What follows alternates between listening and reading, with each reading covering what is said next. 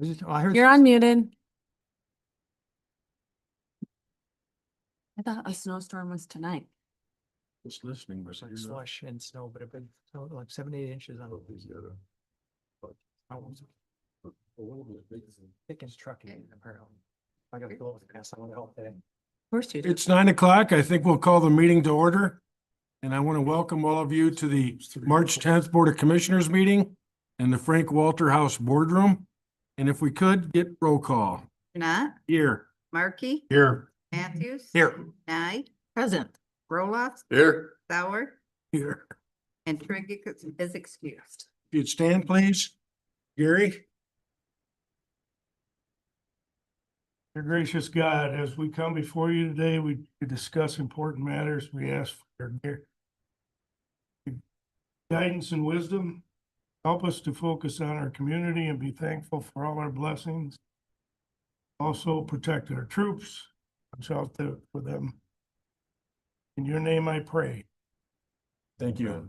I pledge allegiance. To the flag, of the United States of America, to the republic, which stands, one nation, under God, indivisible, with liberty and justice for all. Thank you.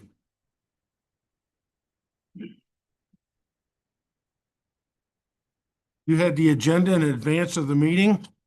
Is there any additions or changes? Motion to approve as presented. Second. Thank you. If there's no further comment, It'll be on the 24th. all those in favor signify by saying aye. Aye. Opposed? You have the minutes of February 24th.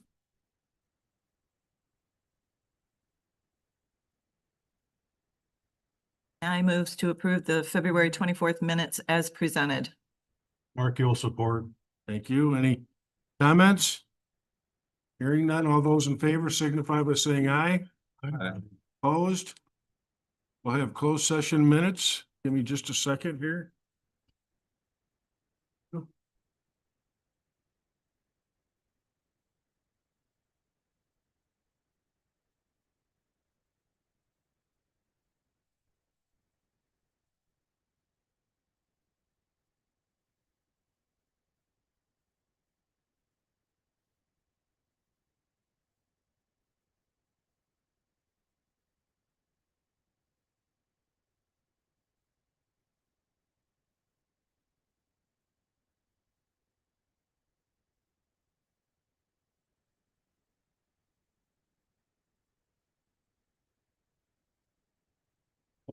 Accept the closed session minutes as presented.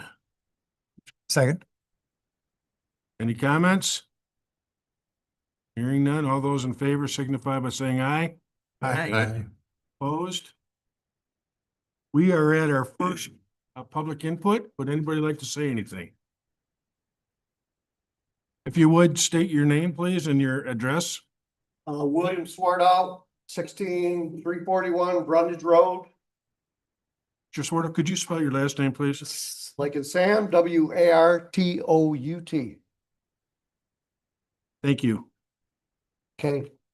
I'm here in reference to 30 acres on the corner of US 31 and Reynolds Road.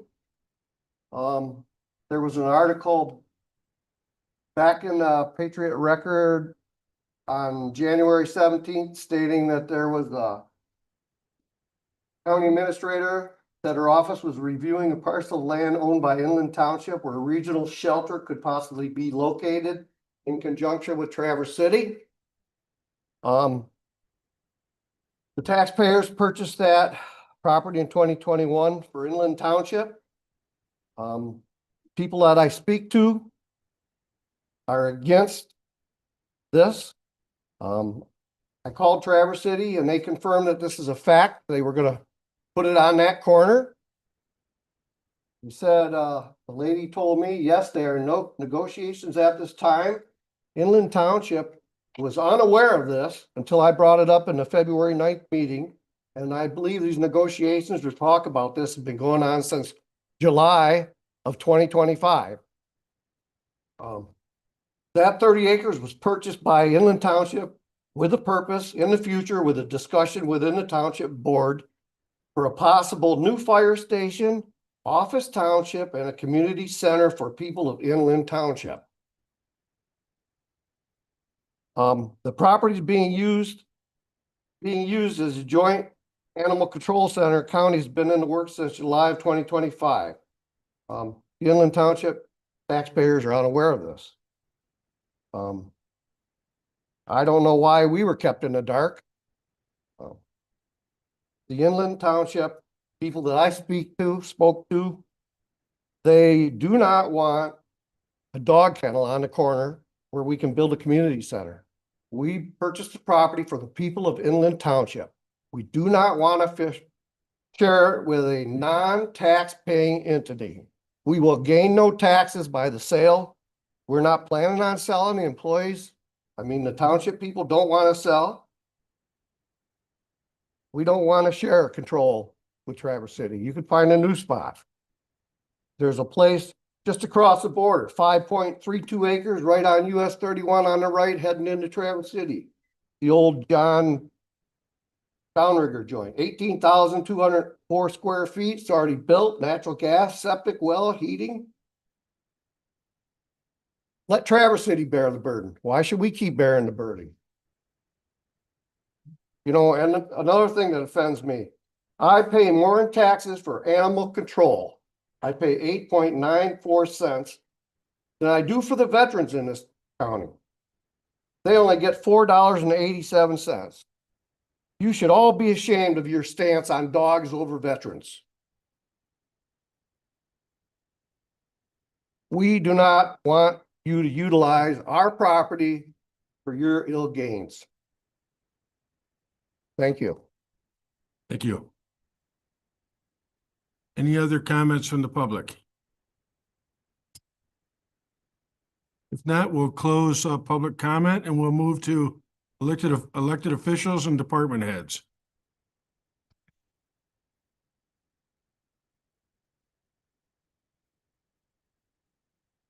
Good morning, Kelly Long, County Treasurer. Little update in our office here, a few things. Started settlement. We're about halfway there.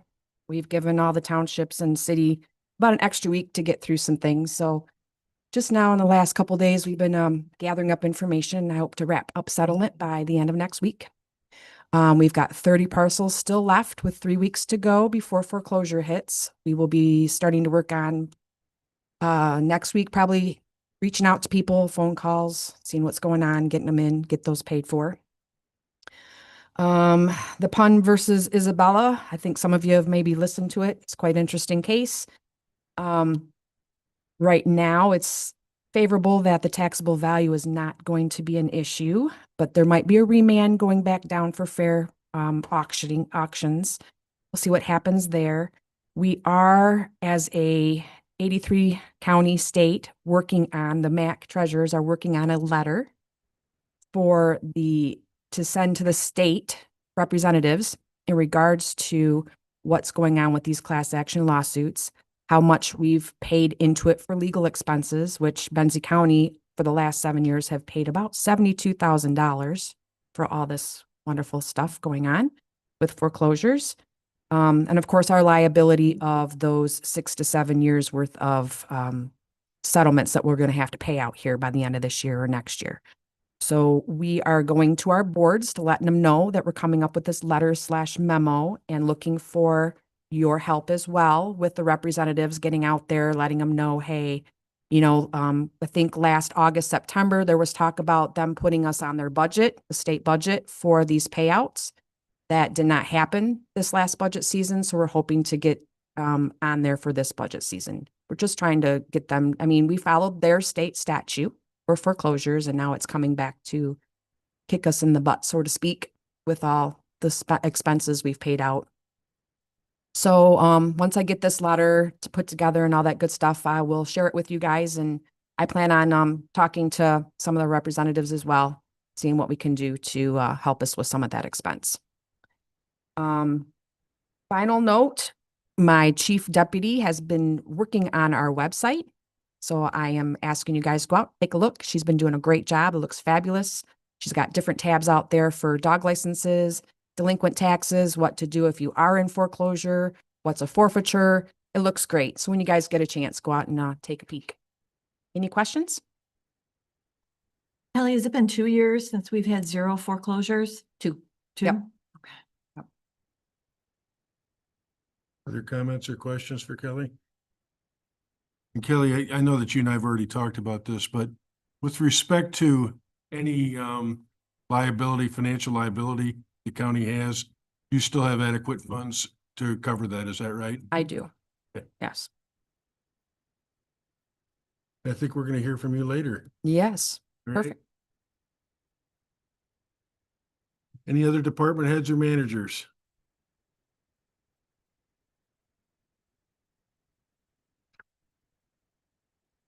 Good morning. I am Brooke Pop with the Frankfurt Dow Memorial Field, representing the Frankfurt City County Airport Authority.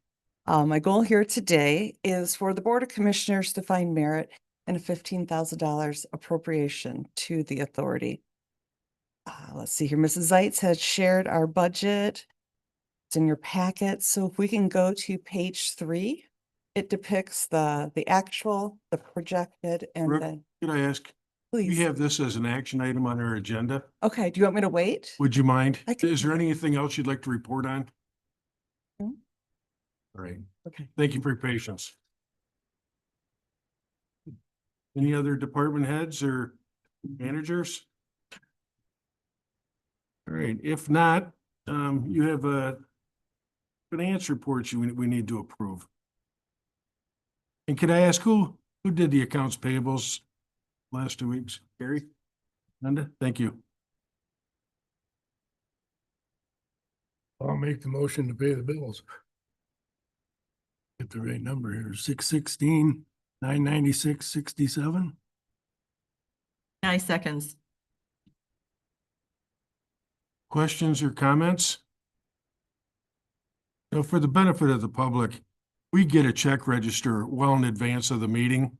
And we also have 2 commissioners plus something like 4 internal employees that review independently all of the bills that come through. So although this looks like a quick approval, it's actually had a lot of eyes already on it. So we have a motion and support, is that right? Yeah. Is that a roll call? Markey, Yes. Matthews. Yes. Nye, Yes. Roloff. Yes. Sauer, Yes. Janai. Yes. Motion carried. Very good. All right, under unfinished business, the first topic we have is regarding the general operating millage. Some of this is going to be repetitive. Some as we have already indicated, we want to keep this in front of the commissioners all the time, but this is also for the public's benefit. Katie, would you update us on where we're at, please? Sure. So in your packet is a small graphic related to some of the numbers related to the general operating millage ask for August of 2026, as well as a 10-page document, which goes over kind of a pretty in-depth overview of the general operating millage request, as well as some of the needs for Benzie County when it comes to the added dollars. There is also a half page in there that gives just a short blip summary related to the request specifically. I did attend Lake Township last week and gave a presentation, and I also gave a presentation to the clerks of our county. Tammy has a great all on group meeting with the clerks, and so I was able to chat with them as well last week. At that meeting, I was able to get on everyone's agenda except for Elmira. Elmira wasn't present, so I'm working on scheduling Elmira. But I did email out to all of you all the dates of all of the townships that I will be present. Gilmore, though, I am changing. I'm not going tonight. They requested if we bump to next month for Gilmore. So I'm just going to be at Weldon tonight. If anyone wants to hang out with me at Weldon Township tonight. At Lake Township, the presentation was very well received. There was lots of questions. Supervisor Mary Pitcher was really gracious in letting the folks in the audience also ask questions during the meeting. And then there was follow-up, of course, after the meeting as well. We are working through the website, which will have all of the educational data. I did share yesterday with a couple of people a draft website. That draft webpage will be linked right on the homepage of our website. So at benzieco.gov, right under news, there's a big block that says, your August 2026 ballot, and there'll be a link directly to an educational platform. on that educational platform, there is a calculator. So folks in our community can enter in their parcel number, and the calculator will calculate the tax increase if it were to pass the ballot box in August. Just as a reminder to the community, the Tax Limitation Advisory Committee met for several months to discuss this recommendation that was ultimately made to the Board of Commissioners and accepted by the Board of Commissioners to place this item on the August ballot. The increase for the county is a 1.2, and the increase for the townships varies. And that is because the townships all started at 1.21 in 1982. They've all rolled back at different amounts throughout that time based on the growth within their townships. So the max would be 1.21 for the townships individually.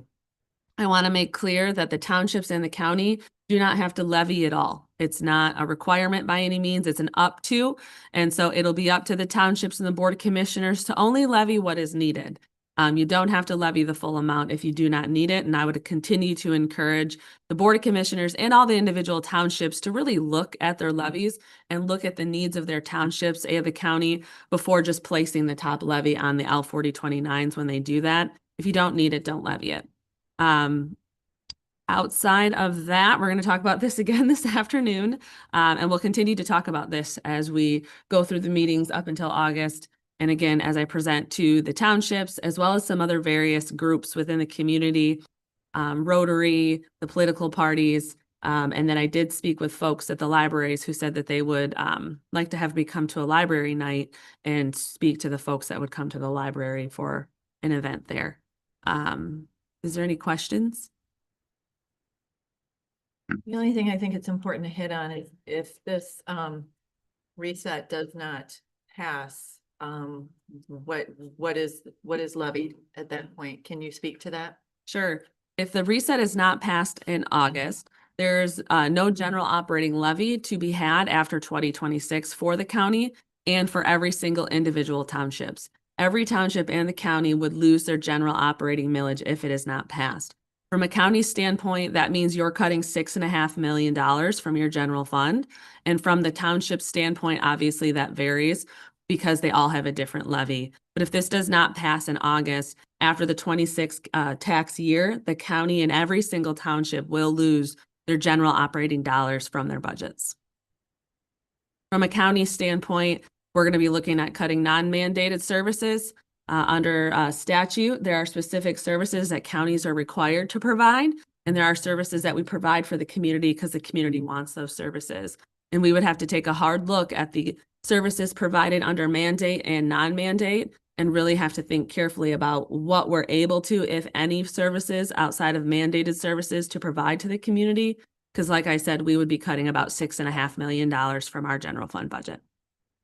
And just to be clear, it seems like an odd, this is new to our county, but how many, I believe 80 out of the 83 counties, this is how their millage is handled, their operating fund millage? So there are 83 counties in Michigan, and we're one of just a couple that are left that have never reset their indefinite millage. I do believe there was a county that's done it in the last couple of years, so it's just a couple of which were left. And so while it is kind of foreign to our community, this is normal in all the other counties around Michigan. Folks see the general operating millage on their ballots in a rhythm. Some counties are 4, some counties are 6, some are 10. Those seem to be the 3 numbers that pop up a lot. For Benzie County, we haven't seen it because in 1982, it was set as an indefinite status. And so unless the Board of Commissioners invoked that long process of creating the Tax Limitation Advisory Committee to make a recommendation for the ballot, there was no opportunity to put it on the ballot. And so since 1982, we haven't been able to put it on the ballot, except for one time, my understanding, it was put on the ballot and it did fail. We haven't been able to put it on the ballot to ask the voters of Benzie County if they're willing to reset. What should be made clear is we're not asking to reset to the 1982 value. We're only asking to increase by 1.2. With that 1.2 increase, though, the Board of Commissioners is committed into wrapping in 3 smaller millages. So the overall increase is about a 0.79, not 1.2. School resource, drug enforcement, and animal control would be wrapped into the general fund as a general fund service. And so those would fall off the ballot or the tax bill. To make clear, the animal control actually expires this year. And so it won't be on the tax bill. There's no fear of, well, we don't trust that they won't levy it because there's no opportunity to levy the animal control. The other ones expire over the next year or two. And so it's a trust with the Board of Commissioners not to levy those things. I think you've done a good job in demonstrating to the community that trust factor. We've lowered other levies because we didn't need the excess funds. We've lowered it down to the need of Benzie County, demonstrating that you are committed to doing what you're saying you're going to do. And would it be fair to point out that in 2019, we hired an outside company to do a financial assessment of Benzie County? And at that point in time, the conclusion of that study was that our path without resetting our millage to some degree was unsustainable? Yes, so a couple of years before I got to Benzie County in 2021, sorry, I'm got a weird tickle in my throat. In 2019, Benzie County committed to a study with an outside agency to really do a deep dive into the funding for Benzie County and the services that we provide. That study gave a bleak outlook for the Board of Commissioners in Benzie County at that time, saying that Benzie County would completely go through all of its fund balance within the next few years.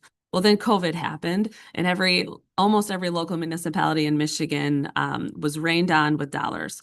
And so, as you know, Benzie County received $3.45 million of ARPA dollars because of the pandemic.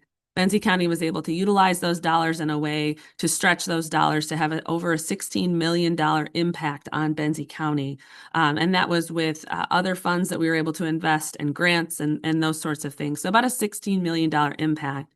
But all that did is extend the timeline of when Benzie County was going to utilize their fund balance to balance their budget and then be out of fund balance. So while it didn't come true in the sense of happening by 23,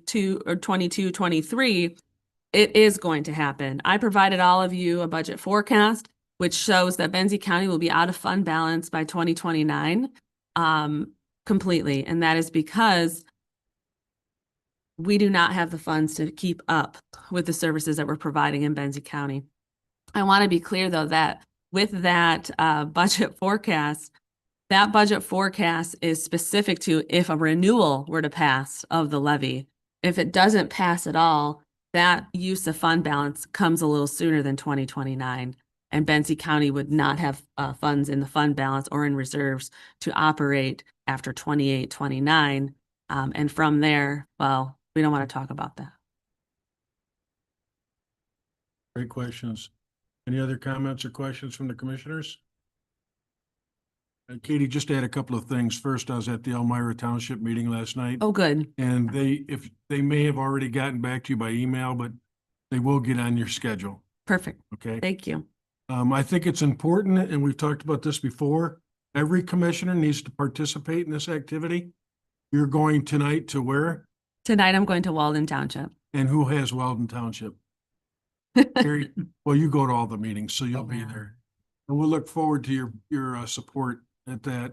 I tell you that when we were at Lake Township, although Katie carried far more of the water than I would have, we did kind of tag team back and forth and filled some gaps where they needed to be filled. Mm-hmm. And I compliment you. You represented the county really well. Thank you. And I heard that from the public as well. So it's not just my assessment. So please be prepared to participate. And there may be meetings that we're going to that are outside your district, but we'll still need your help. I think we have at this moment something close to 20 different meetings scheduled between now and the end of July. And they are in all townships. Correct. They're not all townships.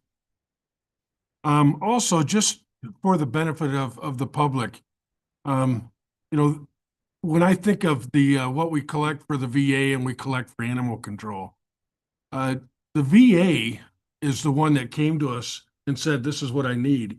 And in fact, one year they came to us and said, look, we really don't need that much. So we as commissioners have been adjusting what's being assessed based on the current need. Mm-hmm.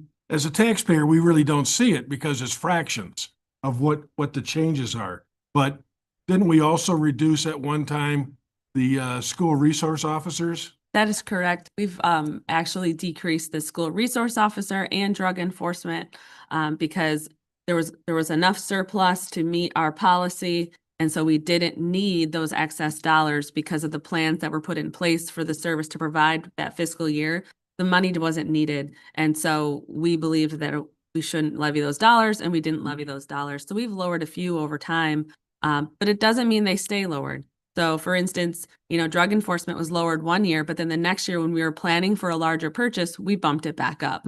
Same with the school resource and same with the veterans. We have bumped up their levy a little bit as the need arose.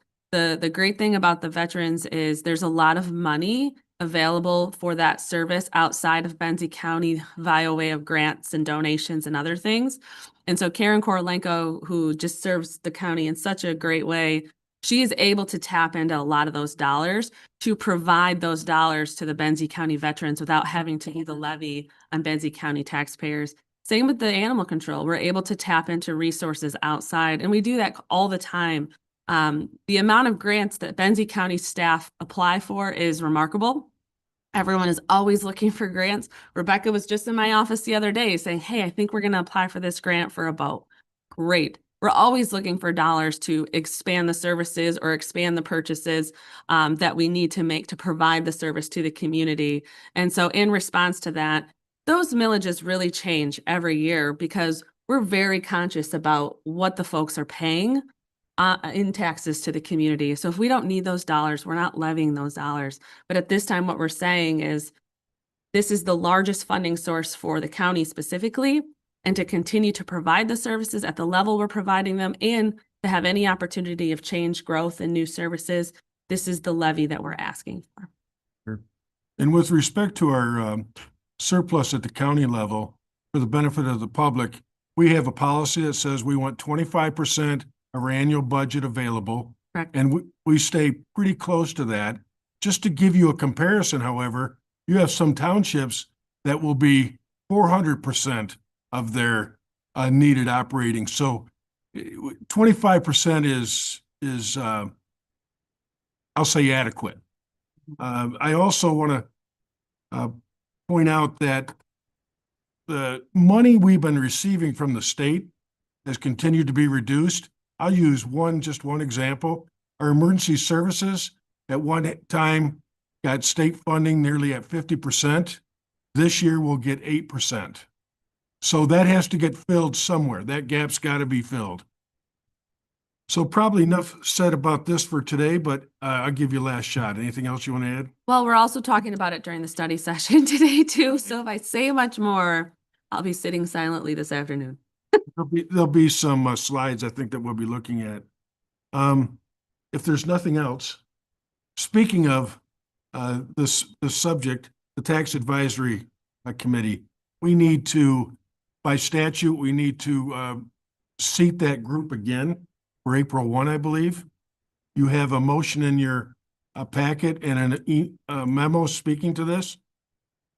Is there anything you want to say about it, Katie? I don't think so. Kind of self-explanatory. It is pretty self-explanatory. There is a timeline of which we need to establish this committee. So I'm making sure that we establish this committee because, as you know, the election is in August, and we have zero opportunity to have an additional conversation if that millage were to fail, if we don't have that tax limitation advisory committee. And so we're being prepared and establishing this committee. So if we do have to call together and have those conversations, we have the ability to without having to wait until April of 27. And I think what's important to note for the public is that this advisory board is the one that suggested to us what we needed to set the millage at. That advisory board is not made up of any commissioners. It's made up of citizens that are appointed versus via the statutory requirements. The only one from the county is Katie does represent us at the board. And Kelly Long. And as much as anything as in an advisory capacity. Yeah, so myself and Kelly Long sit on that committee. In addition, Matt Olson serves as the ISD representative. That's a required position on this committee. Randy Rice is the citizen at large. He serves Joyfield Township. He's a resident of Joyfield Township, I should say. He serves on that committee. Jason Barnhart serves on that committee as the representative of all the township supervisors. So originally we called together the supervisors and asked who they wanted their representative to be, and Jason was chosen. And then Mandy Gray Rainier also serves on this committee. She is the Elmira Township Treasurer. However, she serves as a district probate judge's appointment. On this committee, under statute, the district probate judge gets to choose a person to serve on that committee, and he chose Mandy Gray Rainier. And in addition to that process, again, for the public's benefit, we start the county's budgeting process late May, early June, Oh, earlier than that, I'm having meetings by April. but we begin to see it as commissioners about that time. And department heads and elected officials come in and they present their budgets to us, and we do a very deep dive. So it's nothing cursory about it at all. Correct. If I could get a motion to establish the Tax Advisory Committee? Amy, which resolution is it? What number? 10. Resolution 10.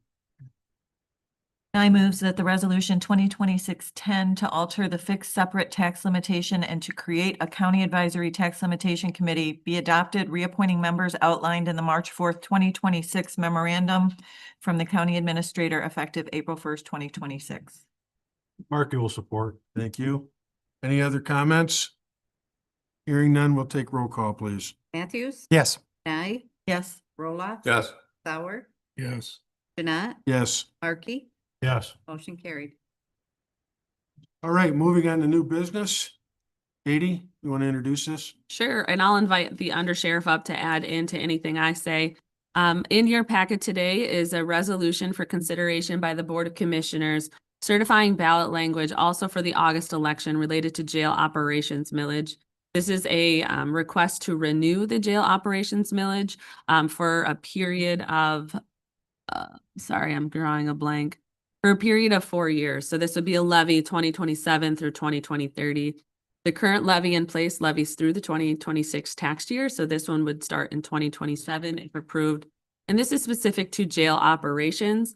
This is what runs the jail up the hill. This is what pays for the staff who run that jail. This is for them specifically.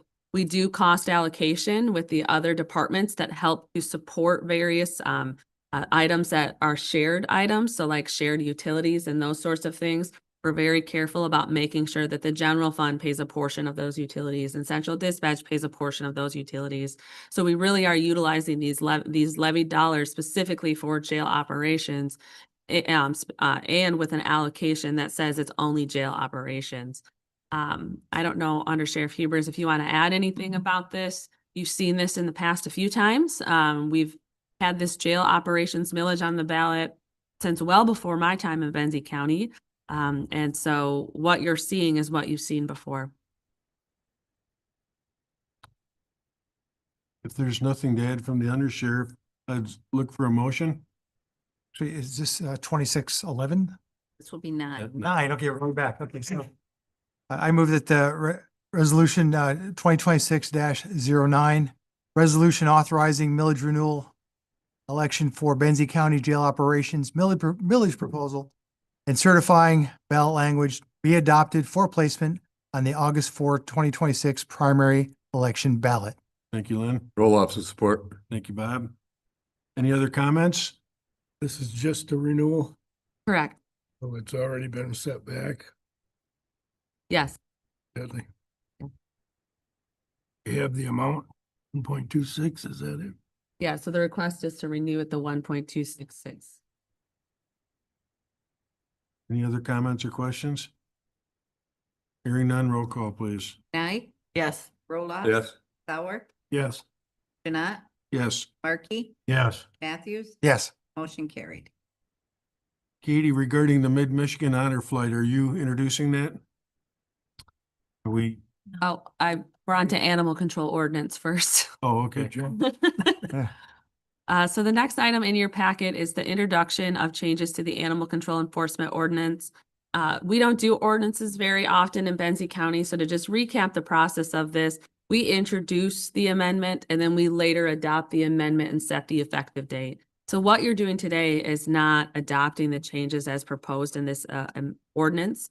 It is just introducing it for the public to view, and then later you would adopt it for effectiveness.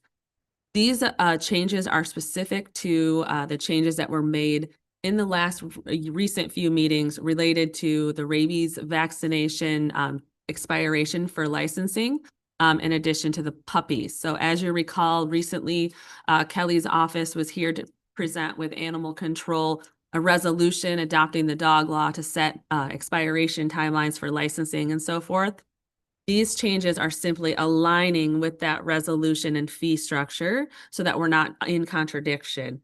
Nothing else in the ordinance has changed. You had actually amended the ordinance in 2022.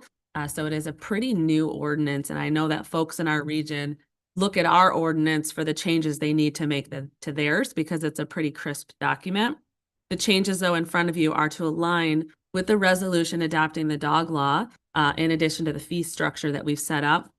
We've added a puppy license onto our fee structure because, as you know, many vets' recommendation is not to sterilize dogs until a later time in life. And so we've added a puppy license. So it gives you a little bit of break, even though the dog has not been sterilized. We've also put just a clean break on the licensing, saying it's the end of the month of which your rabies expiration happens. Did I miss anything, Kelly? Comments or questions? I just have one, and in the ordinance, they talk about basically calling in on your neighbor for abuse or whatever. And a lot of times it's more of a get even with your neighbor program. Is there any repercussions? I know they have to be investigated when somebody brings something up. But if it's been discovered that there was really no issue there, is there any recourse to go back after who brought the accusations forward? Under Sheriff Hubers will address that. Okay, thank you. Good morning, Greg Hubers, Under Sheriff. Commissioner Sauer, there really isn't any recourse because it's based upon the perception of that individual that called. If there is a blatant false police report, then there is a crime. But it has to be a blatant false report of a crime. It's a pretty high threshold, and the prosecutor will tell you it's really hard to prove because it's based on the perception of the person who called in the crime and reported it. So it's really difficult to enforce that unless it's just a blatant, my neighbor shot and killed their dog, for example, when really the dog got a smack on the butt. Something really, and then you still have to prove that, not just based upon that individual's statement. The threshold's pretty high as far as to be able to any recourse if there is an issue. Yes, it is. I appreciate the clarification, but it's just one of those things that, Any other questions related to that? thank you. Gary, you got a neighbor you want to talk about? No, I better not. Appreciate the question, Gary. Any other comments or questions? I believe we're still looking for a motion. Parker will move that the amended animal control enforcement ordinance for Benzie County be introduced and scheduled for possible enactment on March 24, 2026. Sauer will second. Thank you. If there's no other comments or questions, we'll do roll call, please. Roloffs. Yeah. Sauer, Yes. Janat, Yes. Markey, Yes. Matthews. Yes. Nye, Yes. motion carried. If you would indulge me, before we leave this subject, Katie was commented earlier that there hasn't been much discussion regarding the possible regionalization. My memory is different on that. I remember other articles as well as conversations with Inland. Can you update us and so we have the facts out there? Sure, it's actually was part of my admin update, but I'm happy to do it now. So I'm aware of 2 articles that the Record Patriot has published, the one in January, and I think they did one last summer when we initially talked about it. Since then, we've had just one meeting where we actually called together the commissioners from this body, as well as the Grand Traverse County commissioners. Our staff was present, some of their staff was present, representatives from our shelter were there, including volunteers, as well as representatives from the Benzie Animal Welfare League. So we had a meeting, just kind of a gathering meeting of, do we want to even explore a partnership such as this? Benzie County's animal shelter is very dated. The state, MDARD, is working with us every year on making different changes to the shelter to meet regulations, and they've been really gracious with us to let us really slowly tackle those changes that need to be made. with not closing us down. Grand Traverse County is in a predicament where they contract with a local nonprofit, and that relationship doesn't seem to be in the best interest of Grand Traverse County and actually other counties that are contracting with that local nonprofit. So in the spirit of, regionalization and urban cooperation, we're like, let's at least have this conversation to see, does it even make sense? If Benzie County were have to do a new animal shelter to maintain shelter operations, that's a huge burden on the taxpayer of Benzie County, and it would come in the form most likely of a bond. And so when I'm thinking about this, is there a way to share that burden with our neighbors to create a shelter that's regional and then share that tax burden with the folks in those other counties? So we had the conversation, and it seemed like a conversation that we should at least have. Since then, we haven't had another meeting. I've had 2 meetings with the deputy administrator. One was during a conference we were at together. And then most recently, we did a Teams meeting. Madison Leachman was there, Kyle Maurer was there, Leslie was there, and we were on Teams with representatives from Grand Traverse County, just talking about, kind of picking the conversation back up. We've been really busy here in Benzie County. They're busy in Grand Traverse County. And so we haven't really had any conversations. During that meantime and that waiting, I was made aware that Inland Township did get back the Eagle report. So I was able to obtain a copy of the Eagle report related to that property. And so we did review that, and there's, no contaminations on the property and things like that. And so, but in the meantime, we've also looked into other properties. The 669 property that Benzie County owns that was obtained through Land Bank, we looked into that. I did chat with Mark Roper on that because he was on the Board of Commissioners during that time, because we were under the impression that potentially something could go there and that potentially it was a larger piece of property that could be utilized, which in fact was not true. That property is quite small, and we can't tear into the ground on that without doing Graves amount of cleanup there. So that came off the list. We then looked at 669, the corner of 669 and the highway there. As you know, EMS Station 2 is there, and Benzie County owns that property. It's actually 6.5 acres there. And so we looked into that as well, and that's still actually on the list. Now, it is a little bit swampy on that parcel, and so whether or not we could do a lot of building and changing and stuff, we don't know yet, but it's still a property on the list for consideration. So we have just scheduled another meeting on March 25th at 11:30, and I did pop it to the General Animal Welfare League email address so that you guys could come again. We're going to meet in Grand Traverse County, and we're just going to have another conversation to kind of talk about the legwork that I've done as far as looking at other properties. I've also put down the budget of what it costs to run the shelter for Benzie County. Grand Traverse County doesn't know. They haven't had a shelter in quite some time, and they simply pay rent to a nonprofit. And so the last conversation I did have with them from a staff level, it was a bit funny when they said, well, we should be able to run a shelter with, 50 kennels on 2 people. And I was like, what? And so I explained to them, we have 19 kennels and we have 2 cat areas, and we run it on 2 full-time and 2 part-time. And that's just not enough. Our folks are working their tails off to try to maintain that shelter. So they were a little surprised by that as well. So the conversation was really left with, we'll have another conversation. We'll go a little bit further down the road to see if this partnership is even viable. And during that time, we'll look at, if it is viable, what are the next steps? If we determine, though, at this next meeting that it just doesn't seem viable to work together, the conversations will end. And then Benzie County will work from its own internal standpoint, from a capital needs of, okay, if we're going to tackle this on our own, how do we do this? What does our timeline look like? Where does the funding come from? And that sort of thing. So on March 25th at 11:30 in the Government Center at 400 Boardman Avenue, and anyone's welcome to attend that. That's a public meeting. Grand Traverse County has appointed commissioners to that. Commissioner Markey will be there present as well. And we're just going to have another conversation of, does this relationship make sense to continue down the road of seeing if it's a viable way to approach animal control and animal shelter. And at that meeting, if we determine that it's just not going to make sense and we're done, if that meeting we say, let's talk about this a little bit further, let's explore it a little bit further financially, those sorts of things, we'll do that and then go from there.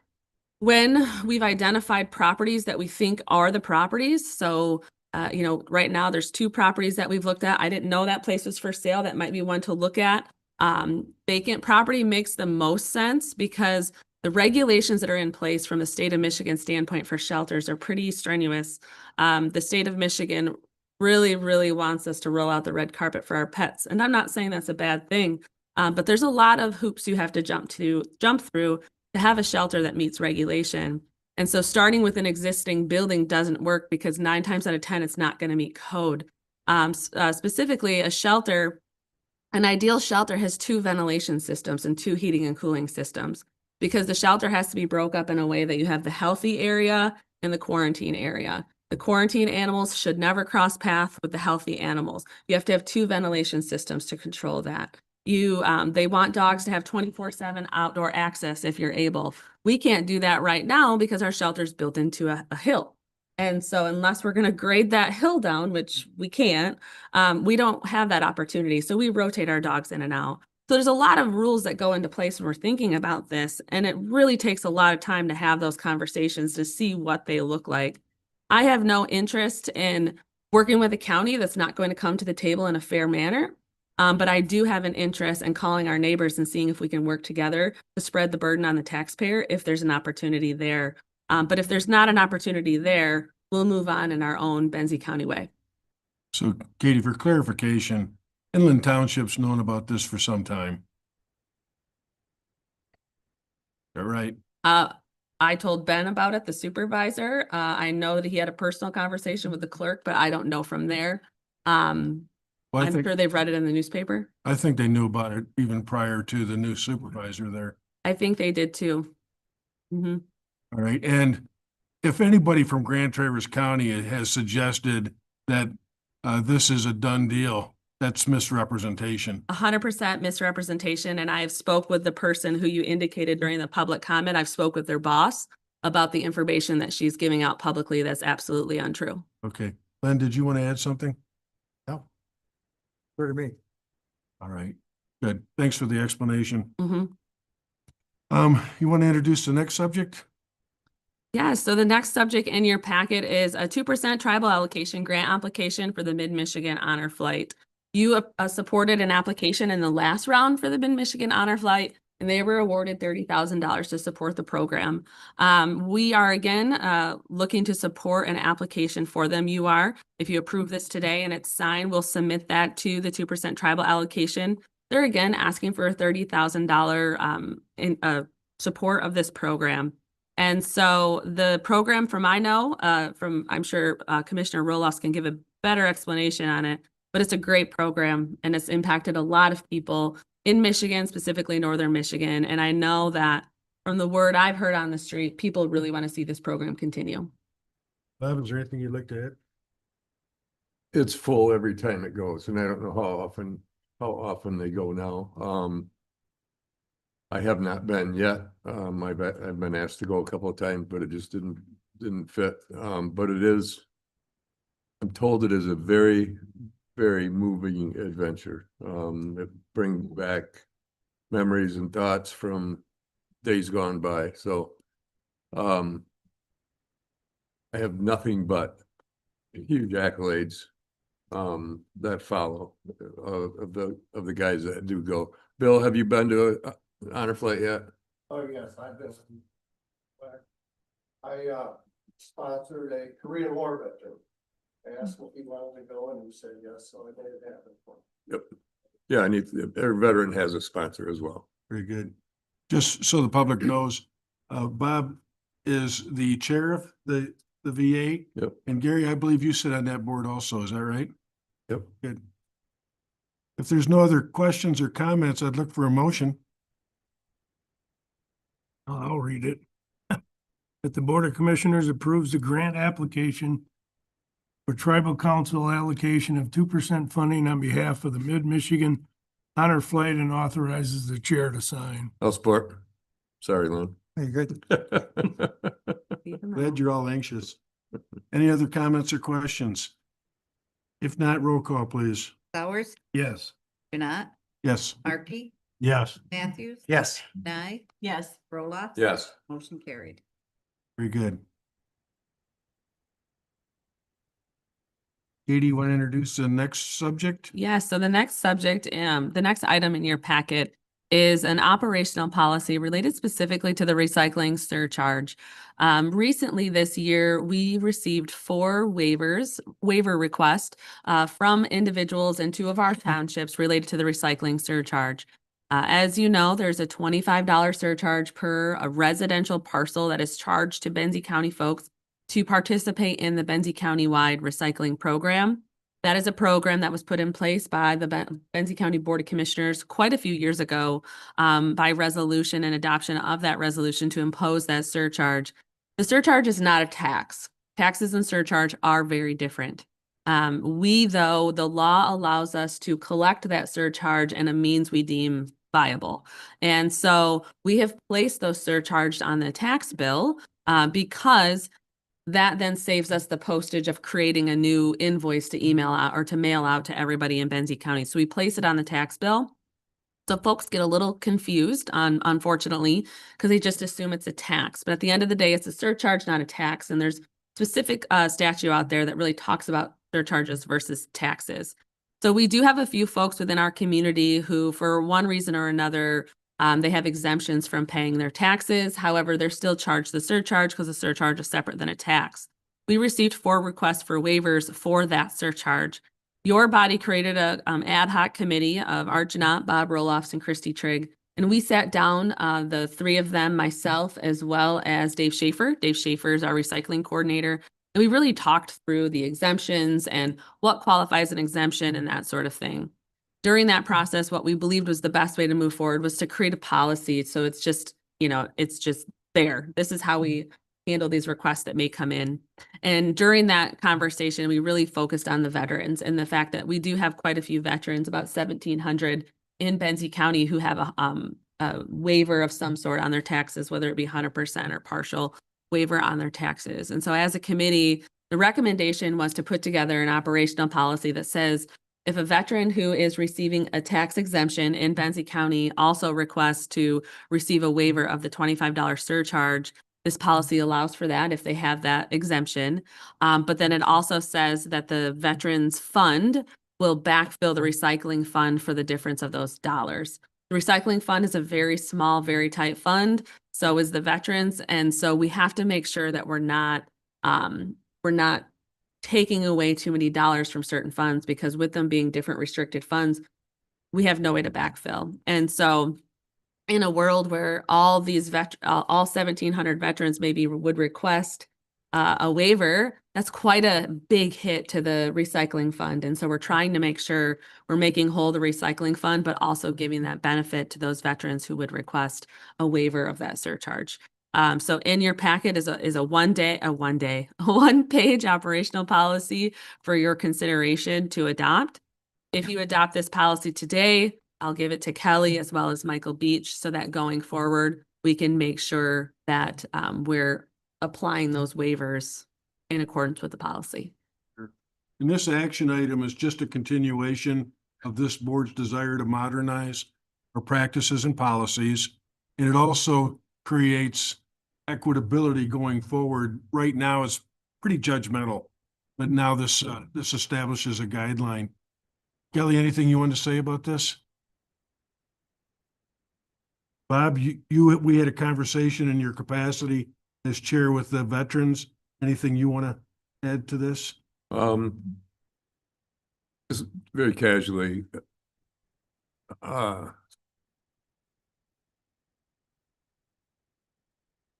don't think people realize the capacity of what 100% disabled means. Could be any of us. You don't know by looking at the person what they're going through every day. So we try our best to take care of the veterans of the community. There's multiple organizations. One of the larger ones in the country is Disabled American Veterans.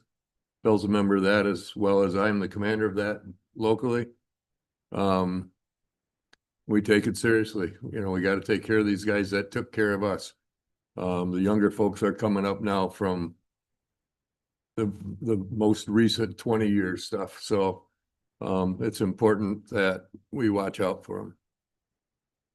Appreciate your comments. Thank you for the opportunity. Any other comments or questions? The only other thing I would like to note, sorry, Len, Right. is the 4 requests that were received this year. That was really what started this conversation. There was an anonymous donation made to cover those 4 because the policy, it takes time to adopt these policies. And so, in the spirit of not having anybody delinquent for a $25 surcharge, there was an anonymous donation made. And so I just want to say thank you to that, person who donated those dollars. Len, you had a Yeah, comment? a couple things. Do we happen to know of the 1,700 veterans? How many are in that 100,000 or 100% range? And I know Karen would probably know off the top of her head, but I'm just curious, because that's not a group that increases very, very fast to get to 100%. And if we knew roughly that, let's say there are 50 people out of that 1,700 that were in that category, that would help maybe both funds kind of understand where we're going as far as the Veterans Fund reimbursing the other account. Just, it's more of just an accounting question. Also, am I to understand that only 100% disabled veterans get any kind of tax exemption? There is no graduated 80, 90. Okay, just I'm clear on that. All right, thank you. For the benefit of the public, our treasurer nodded her head affirmatively. Making sure. Do you have Have an a idea number? what the number is? I'd have to ask Michael Beach. Yeah, we don't have that number off the Okay, top. I was of just our head. curious. We'd have to ask We- Michael We Beach. did ask that question at the committee level Mhm. so that we could have an understanding. And what we learned was, and this is, nothing scientific about it, but like this tax season, we had 4 requests. Because it wasn't tracked previously, we're really not sure. Yeah. And I don't want to get into how that happened, but should have been coming to the Board of Commissioners, and it wasn't. Kelly, in her new capacity, brought it to our attention. So to answer your question, we don't have a scientific answer, but in practicality, it's a handful. We do have a number, don't we, for veterans that are 100% disabled that are exempt from taxes now, correct? Yeah, like we said, we'd have to ask Michael Beach, the equalization director. He keeps track of all those. As you know, every year we do the equalization report, and in there we will list out the exempt veterans and the exempt for poverty and all those different things. And so we would have to ask Michael Beach, and I could get you that number offline, if you need that number. I'm looking at the total. And the other thing with the 100% disabled, and I thought they changed this, you had to reapply every year. You doing the same thing with this or no? So the way our policy is indicated that it says if you've maintained the disabled status and the exemption, then the policy would continue. So when you apply for that, if you have to apply again and you've maintained the status, this policy says then you could maintain the surcharge waiver as long as it's the same piece of One property. more before we go any further. It also applies to the spouse, correct? Correct. Oh, they're not, As long as they're not remarried. they're not. Correct. Yeah. We can So only they do get a so much. VA exemption. Okay. As of 2025, you file your VA exemption and you do not have to file every year anymore. Gotcha. Once you file, now going forward, it is yours. If you move, you have to rescind it from your current home and take it with you to your new home. If your veteran passed, spouse does get it as long as she does not remarry. Once she remarries, she loses that exemption. They changed. Good. Thank you. Good questions. Any other comments or questions? If not, I'd entertain a motion. Go ahead, Len. Yeah, I was skipping ahead. I apologize. I move that the Board of Commissioners approves the recycling surcharge waiver policy. I'll support. There's no additional comments or questions. We'll do roll call, please. Janai, Yes. Markey, Yes. Matthews. Yes. Nye, Yes. Roloff. Yes. Sauer, Yes. motion carried. Brooke, would you like to join us at the podium? Your turn.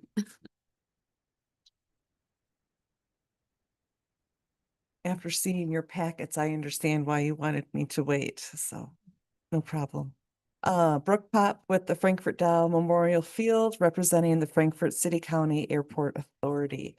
Thank you for the opportunity today. And as I said earlier, I'm hoping that you'll find merit in our $15,000 appropriation to the authority. Looking at our budget, if you go to page 3, where it lists the projected, the budgeted, and the actual figures, yes, there you go. At the top, you'll see that we didn't receive any federal funds last fiscal year. And the reason being, the the FAA, they did experience significant delays in distributing grant funds. These delays were compounded by a government shutdown in late 2025 and the reduced staffing at headquarters and district offices.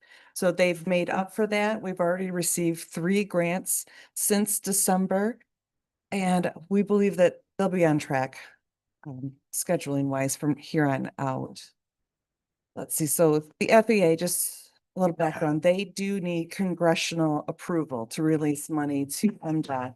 And then MDOT, they administer the funds to the airport. So there is a bit of a lag time once everything's approved before it can actually hit our bank account.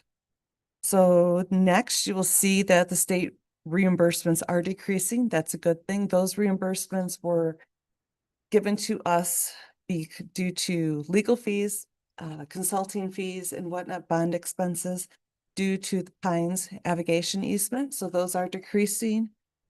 And what else do we have that's decreasing? I wanted to. Hangar rents, Pardon? hangar rents. Hangar rents. So first and foremost, that first blue column, the actual column, that is 15 months.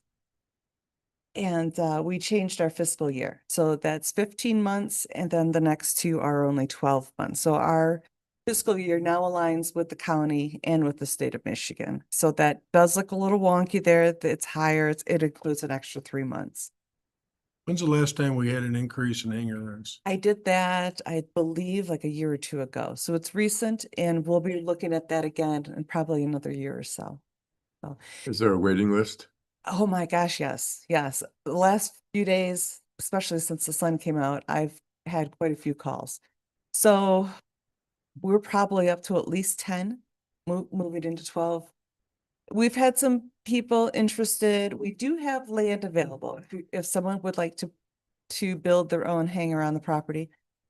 So there are some people interested in that aspect also. Yes. Well, as we talked about before, Yes, supply and demand, correct. all right? Right. So I know I've heard this, we need to be competitive, Mm-hmm. but you've got apparently 10 people on a waiting list. And how many hangars do we have? Just, what did I say, 20? I believe we have 20. Okay, So, yeah, sounds like there's a lot of demand. there is. Right, right. Let's see, so aviation fuel, that did decrease this last year, I believe, because tourism is down. As I've stated here, I did request a fill for our tank. The price went up 30 cents. This year I got this morning, I received my notification. It went up another 30 cents. So, right, we're gonna have I am currently charging $5.65. I'm not sure where I'm gonna end up in a couple of weeks with a gallon of gas. And I wanted to share with you, so professional fees.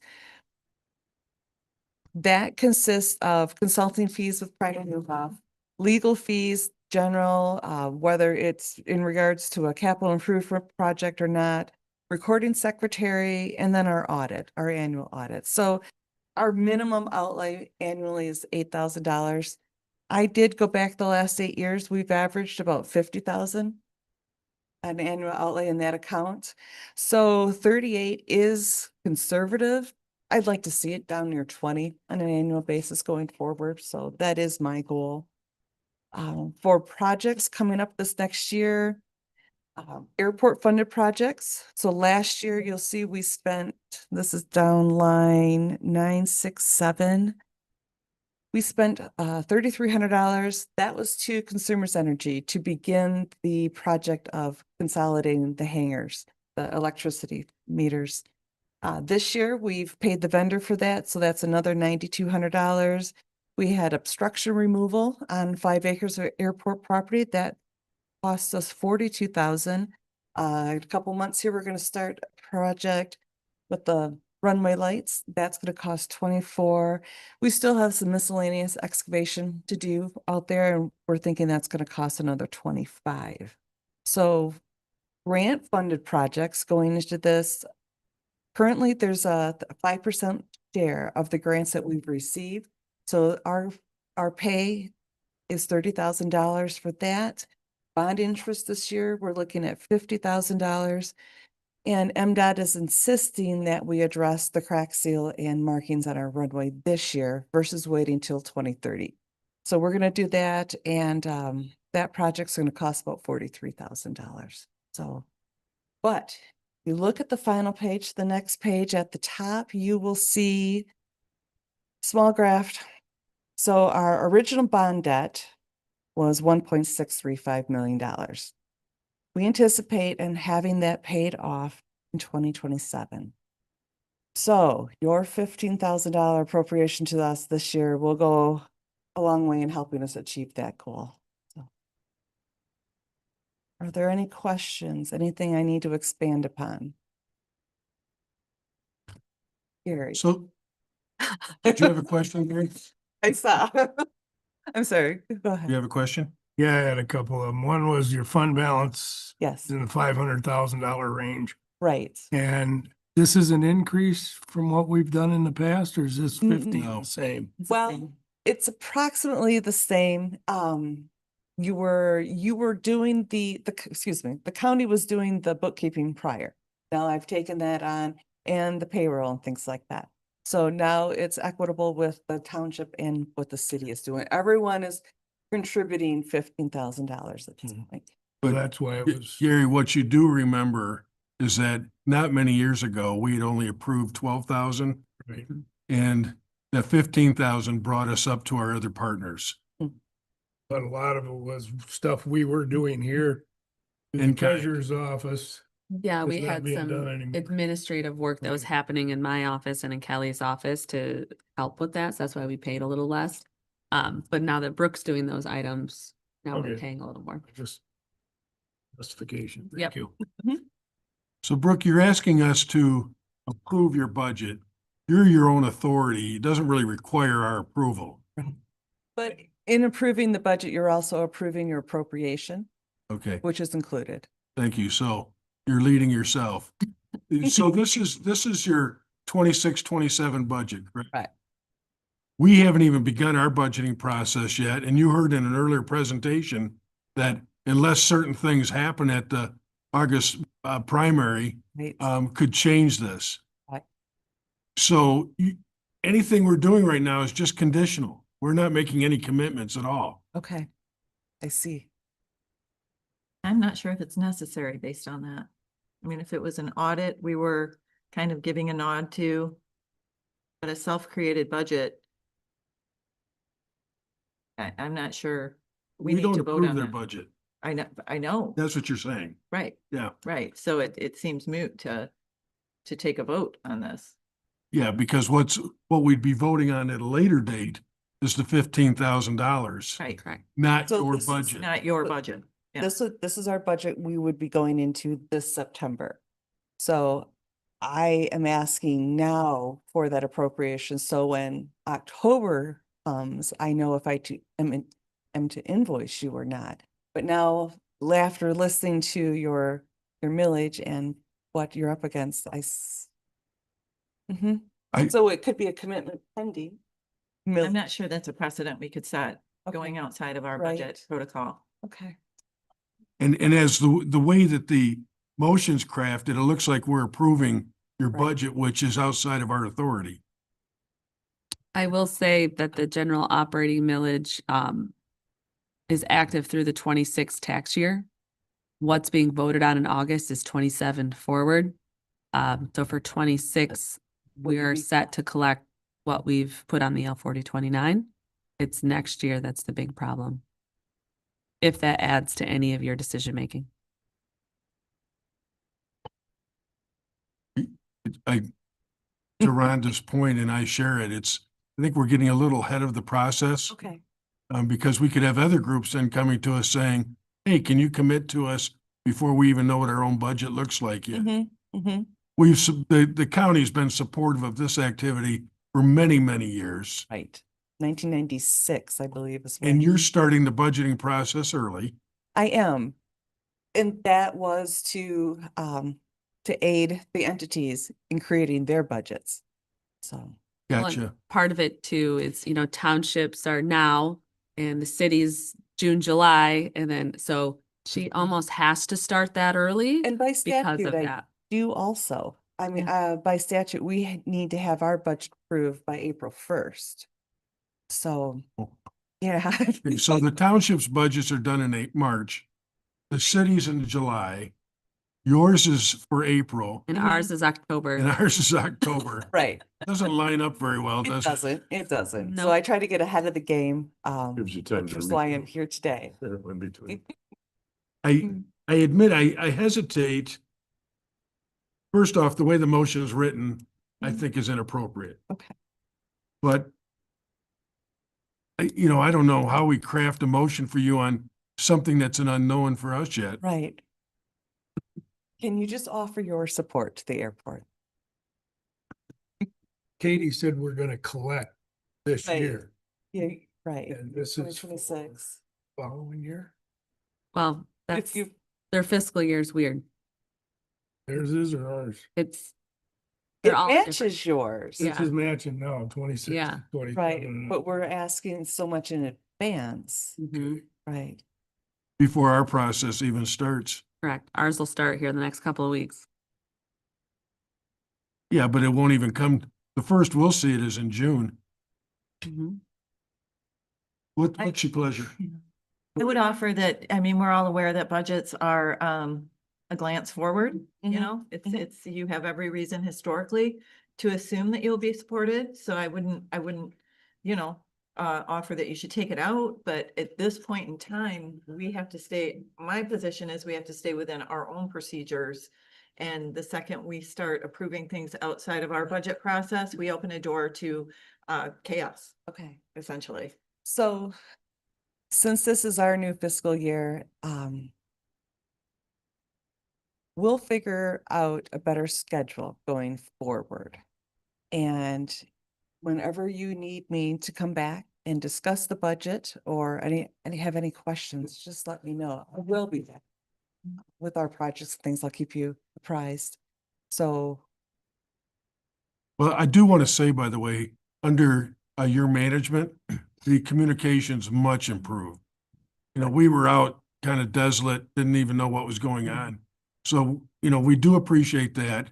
Mhm. Speaking for myself, my confidence has been building good. as a result of this. Thank you. But we look at it the same way. We're approving our budget on some grants that maybe sometimes haven't even happened yet. Right. So we get we get the hesitancy. Mhm. I think what your group needs to do is look at, well, historically, what have they done Mhm. and what's changed? And, it's again, speaking only for myself, if I was sitting on your board, I'd go in anticipation of it, knowing that action can't be taken until actually September. Tim, do you have any problem with that? Well, I think as a board, we did demonstrate that we are in support of the airport. And going forward, I don't see that support changing. Bob, any additional thoughts? Nope. Len? Gary? We're in support, but if there's no money, that's gonna change the dynamic. Yeah. And we understand that. I say, raise your hangar fees. That'll probably collect it for you. Build some more. Ron, anything else you wanted to add? I don't have anything else. So what you're hearing is by consensus, we have every intention under the right circumstances to support that. I appreciate that. But please, when you go back to your board, Mhm. we're not trying to roadblock your processes, We understand. okay? Right. All Can I right. ask you one real quick question? Certainly. How long of lease agreement do you have on the hangar? I know It's, Thompsonville has like a 7-year. it's 5-year or something. annually. It's annually? Right. It's annually with The ground leases, there is a stipulation that after a certain period of time, I think it's 20 years, that hangar resorts to airport ownership. But I'm not exactly sure on how that works. So, You renew them every year for the Right, people that right. use them. Mhm. It's good. Thank you. yes, thank you. Thank you. Thank you. And then we'll just let the minutes reflect that no action was taken at this time. Katie, is this you or Kelly? I'll invite Kelly up to speak to the amended financial hardship policy. We did just amend that policy last year. This year, there's a few more tweaks to meet what Kelly's office is doing as it relates to this process. So Kelly Long, County Treasurer. At my last conference we had in February, we had a session, an educational session on some different hardship programs that I thought were fabulous. So I want to install them, and some of these are from a couple different counties that are already initiating these. And some of these were brought up at the education program, like I said, and I thought, this is something we need to do. We need to let people know out there. We do have a 1-year deferral, but we are, we're giving them that extra year to pay all these interest and penalties. But we've also been trying to help them. Hey, do you qualify for a poverty exemption? And if you do, this is what I'd like you to do. I'd like you to go to your township. I'd like you to get that qualification. You get that qualification in order, then we can withhold your property from foreclosure, and we'll give you, I can't remember which one this was. We'll give you another year to pay or another 5 years to pay, but we'll reduce that interest as long as you keep renewing your poverty exemption every year. And that way, now we've got the next couple years to get you out of this hole that you've dug yourself into. That's what the poverty exemption reduction plan is. And like I said, there's a few other counties using this plan. And I thought, well, this is great. A great plan that we could instill here as well to help those people. I do have one lady that got her poverty exemption this year, and working on helping her out with that. She's had a rough couple years, and hopefully we can help her get out of this hole. We have quite a few people out there that are in this hole. This year I've given, I think, 4 or 5 hardships. And I still have a couple people out there with some paperwork that haven't come back in to talk to me yet. So there might be a couple more coming, but a couple of them are repeats. They haven't been able to get themselves out of their little hole. So these other programs, the second program, the tax avoidance program here, was the 5-year commitment. You have to qualify for for this program. You have to be able to make a payment up front, and then keep that payment going.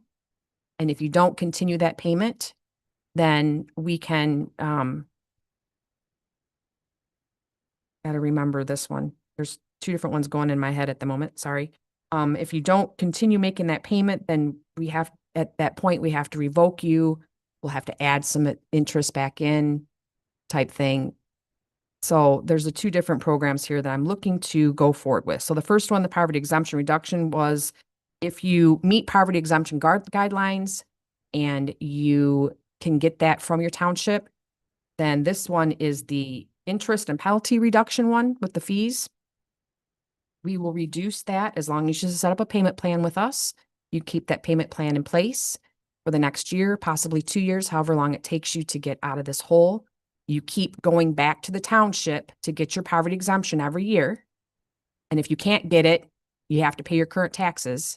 That's the key.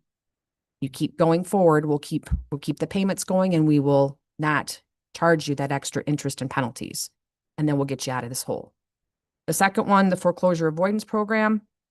This program allows county treasurer to enter into a payment agreement. This one's got the sunset on it at the moment. This is only good through this year of June of 2026.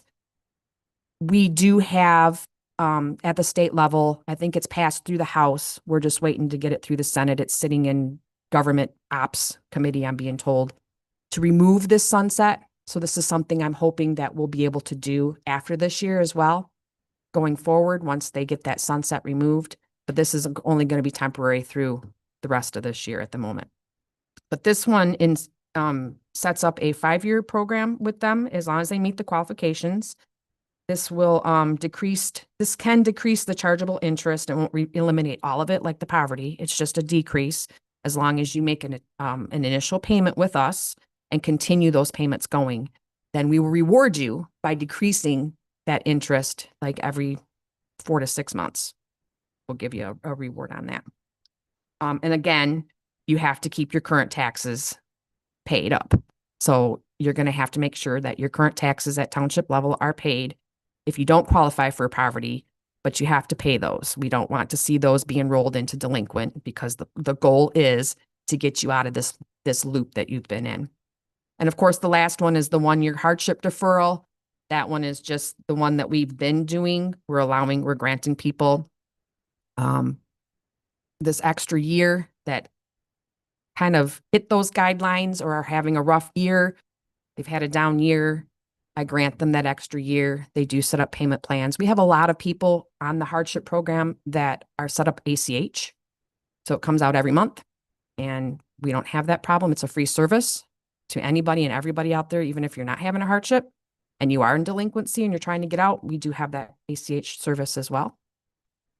So that's what that is that I'm trying to add to our hardship program. And of course, we talk to them. We tell them, hey, have you gone to DHHS? Have you tried, do you qualify for poverty? Maybe some of them out there might qualify for a VA if they're VA disabled and didn't realize it.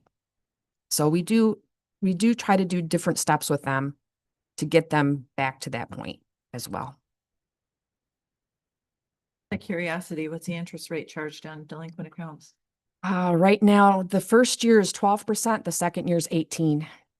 So it's 1% a month. The first year you go to delinquent, it's 1.5% a month the second year before we foreclose. It's huge. It's certainly punitive. Do you establish that or does that get established by statute? That's state statute. So what are the rough poverty guidelines that we're talking? And these people aren't making $100,000 a year. Correct. Most of them are Social Security, Okay. and they're not making enough to barely make ends meet.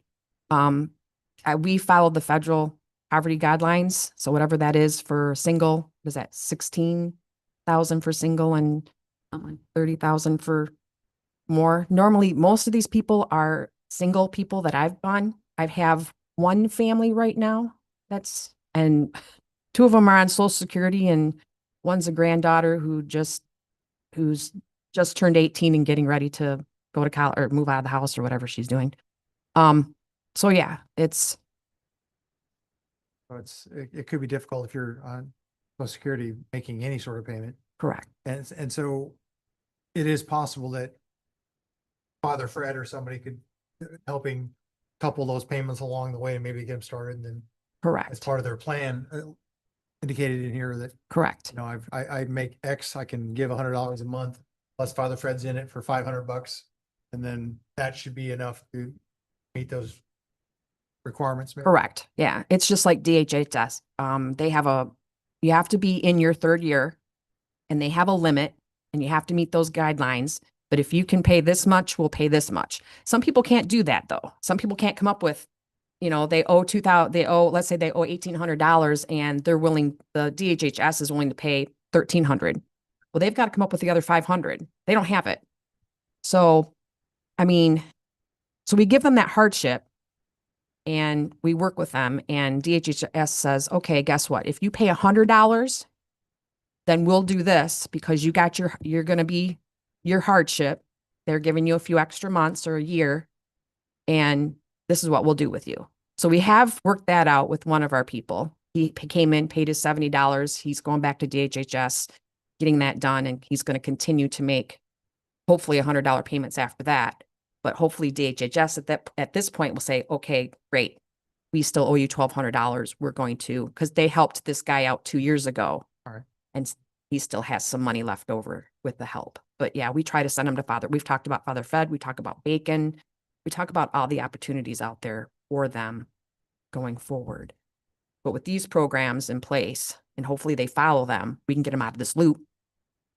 And yeah, help them out and, because that's what most of these foreclosures are. They're just people Right.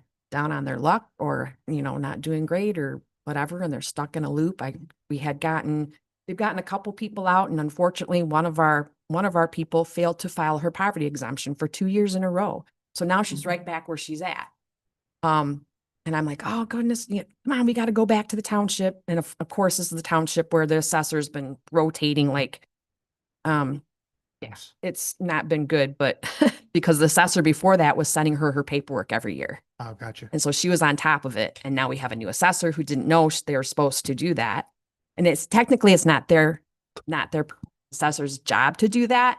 So it was great that we had one that was doing that. But now, because this is an elderly lady fighting cancer with a husband who's can't hear very well, who's not, so it's just, you feel for them and you're like, okay, this is what we're going to do for you. And this is what you need to do. And she's been right on top of it. I've got 4 other people that are right on top of it. I've got 2 of the 4 that are on the ACH.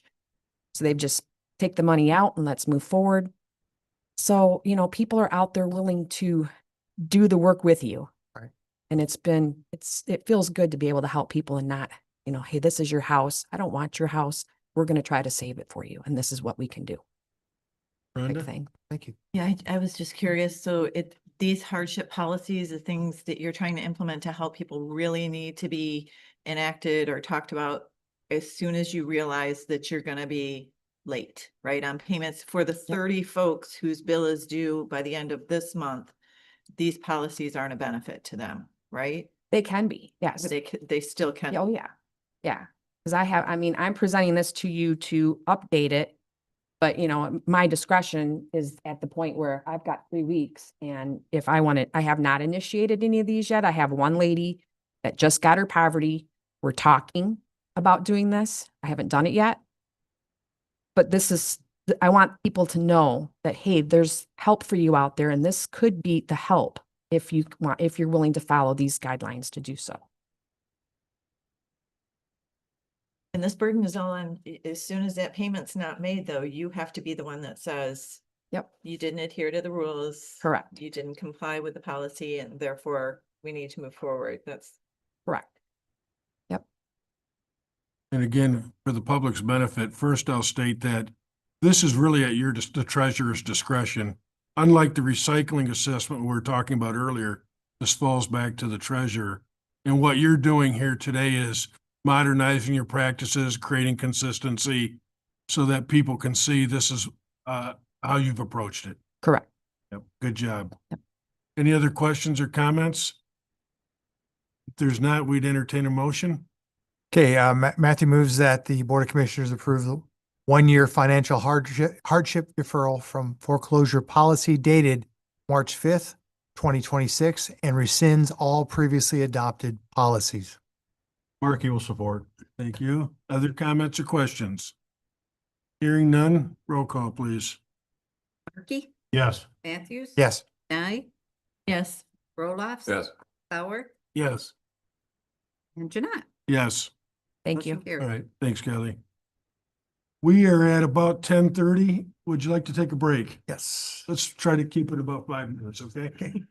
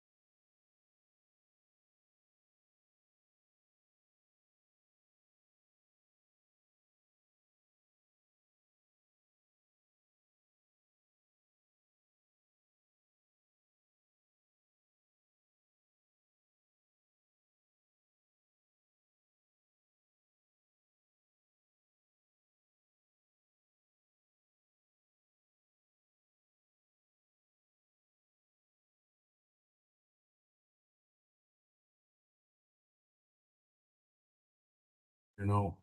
You're unmuted now. All right, we're gonna call the meeting back to order at 10:35. The next item on the agenda is considering the establishment of an ad hoc committee for interviews. The first one is the Benzie Transportation Authority. We have 3 positions that we're looking at.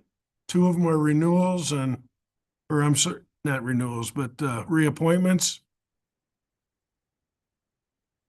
And then we'll be interviewing new candidates. You have 2 motions in front of you.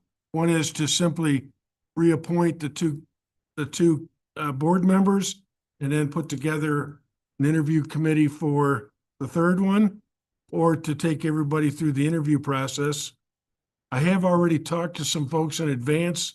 I believe it's Tim, Len, and Gary that would serve on the interview committee. We did talk, right? Yep. So you have those 2 in front of you.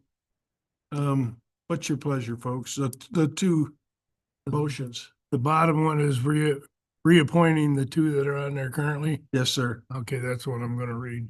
Please. I move that the Board of Commissioners reappoints Brian Holliday and Brian Fleetwood, each to the 3-year terms expiring April 30th, 2029, and establish an ad hoc interview committee to make recommendations regarding one appointment to the Transportation Authority seat expiring April 30th, 2029. And the commissioners are Sauer, did you say, Len? Yes. And Tim. And Mark. Tim. Be appointed to such committee. Mark will support. All right. Any further discussion? If not, is that a roll call? Matthews. Yes. Stein. Yes. Roloff. Yes. Sauer. Yes. Janat. Yes. Markey. Yes. Motion carried. And Katie, you'll arrange for that interview or someone from your staff? Yep. Very good. The Frankfurt Airport Authority appointment. Historically, the county has had a county commissioner on that board in a voting capacity. That is the same as what they do at the township level and at the city level. And then we have a citizen at large. When Corey Carlin was a board member and chair here, he was the representative at the airport authority. When he left his position at the county board, he asked if he could continue on in that capacity. So what happened is we've ended up with 2 at-larges. What I'm suggesting is that we go back to the practice that we had historically, and that would line us up then with the other 2 members, owners of the airport authority. I'd like to open that up to conversation. I will note that Mr. Lawrence is not seeking reappointment. So you would not be removing the existing member to do this. The gentleman is not seeking reappointment. And if we were to go this route, Christie is the liaison currently. She and I have had a conversation. She would be willing to accept the appointment to that board if we choose to go this route. I understand that the Airport Authority Board has asked that each community have a alternate. I'm not suggesting we go that route today. We can talk about that at a later date. Again, I'd be curious on your thoughts. I think that's fine. My biggest concern is the past commissioners that sits on there now, even though he's chair, does not come here and give us an explanation of what's going on. And during that one time span, it seemed to be inappropriate that he didn't come. And kind of questioned keeping him on there, to be honest with you. I hear what you're saying. Today is not something that we're contemplating that. We've talked at length about the breakdown in communication on that lawsuit. As I had said earlier, I think Brooke's doing a great job of keeping us up to date on what's going on. And part of the issue was we didn't have a voting member from this board on their board, and our liaison wasn't invited in to the closed sessions. So we were getting zero communication. This would eliminate that risk. I think this would create an arrangement that's appropriate, that we probably should have neglected in the past, but I understand why it was done, and this opens the door for a correction, my position.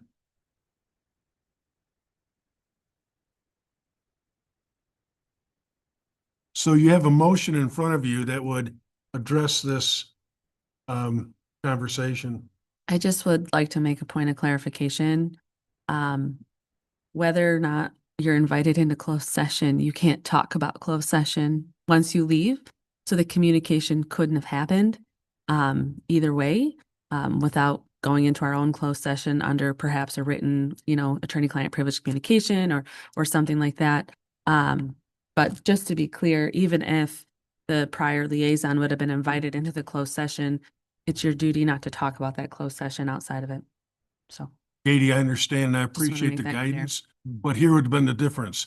We'd have known there was a lawsuit even taking place. Mhm. We didn't even need to know the details, although as an owner, that would have been helpful. Oh, yeah. But we didn't even know there was a lawsuit taking place for, quite frankly, a number of years.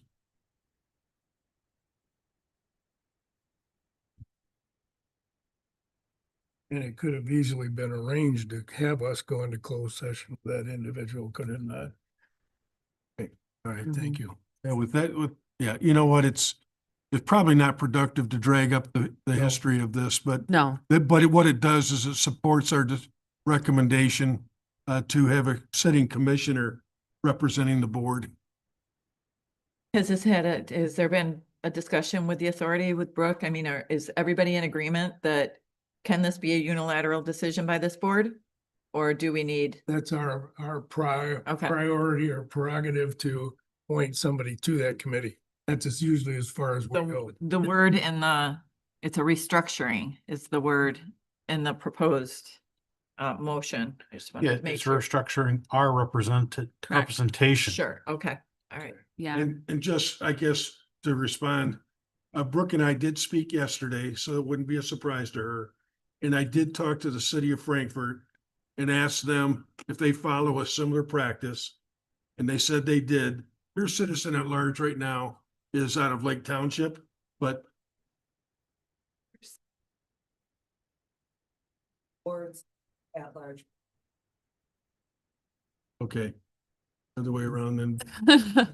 In any case, I've had a conversation with one of the other owners as well as Brooke on this.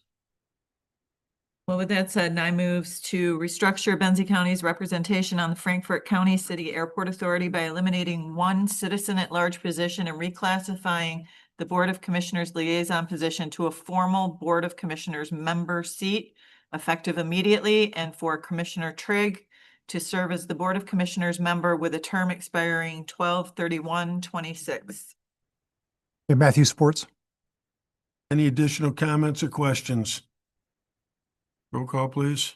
Nye, Yes. Roloff. Yes. Sauer, Yes. Janat, Yes, Markey, Yes. Matthews, Yes. motion carried. very good. Thank you, folks. We're now into commissioner reports, and if we would, Rhonda, I'm going to start with you today. Great. Let me get back to my chicken scratches. I have had several meetings since we last met, AP review and agenda review. Personnel committee met to review. It was a consensus. We were talking about our benefits management company. As everybody recalls, we had several people respond to the RFP. We've narrowed that down to 4 for interviews. And in this meeting, it was a consensus that two management companies rose above the others, and that was Gallagher and Travers Benefits Group. We had great discussion about both companies. And at the end of the day, we cast ballots, and there were 5 votes for Gallagher and 3 for Travers Benefits, with a caveat. The point person who our staff would be working with directly was not available from Gallagher for the meeting. And so our staff was going to arrange a meeting with that person to make sure that was a good fit before any commitments were made. I'll update on that next. Okay. The Village of Benzonia had their Planning Commission annual report. They will be creating an application for their park use for special occasions. 2 residents have applied for their open trustee chair. The motion from the last meeting to appoint an individual was rescinded because it needed to be posted per their rules that were adopted. And then they also have an opening on their planning commission seat at the Village of Benzonia level. And they are working with their village attorney to correct language in their ordinances to make them actionable. They have a new village attorney and she's looked at a couple of their ordinances and said these are lacking in some areas. And so they're going to go under review so they can be actionable. I attended the Water Smart Land Use Committee.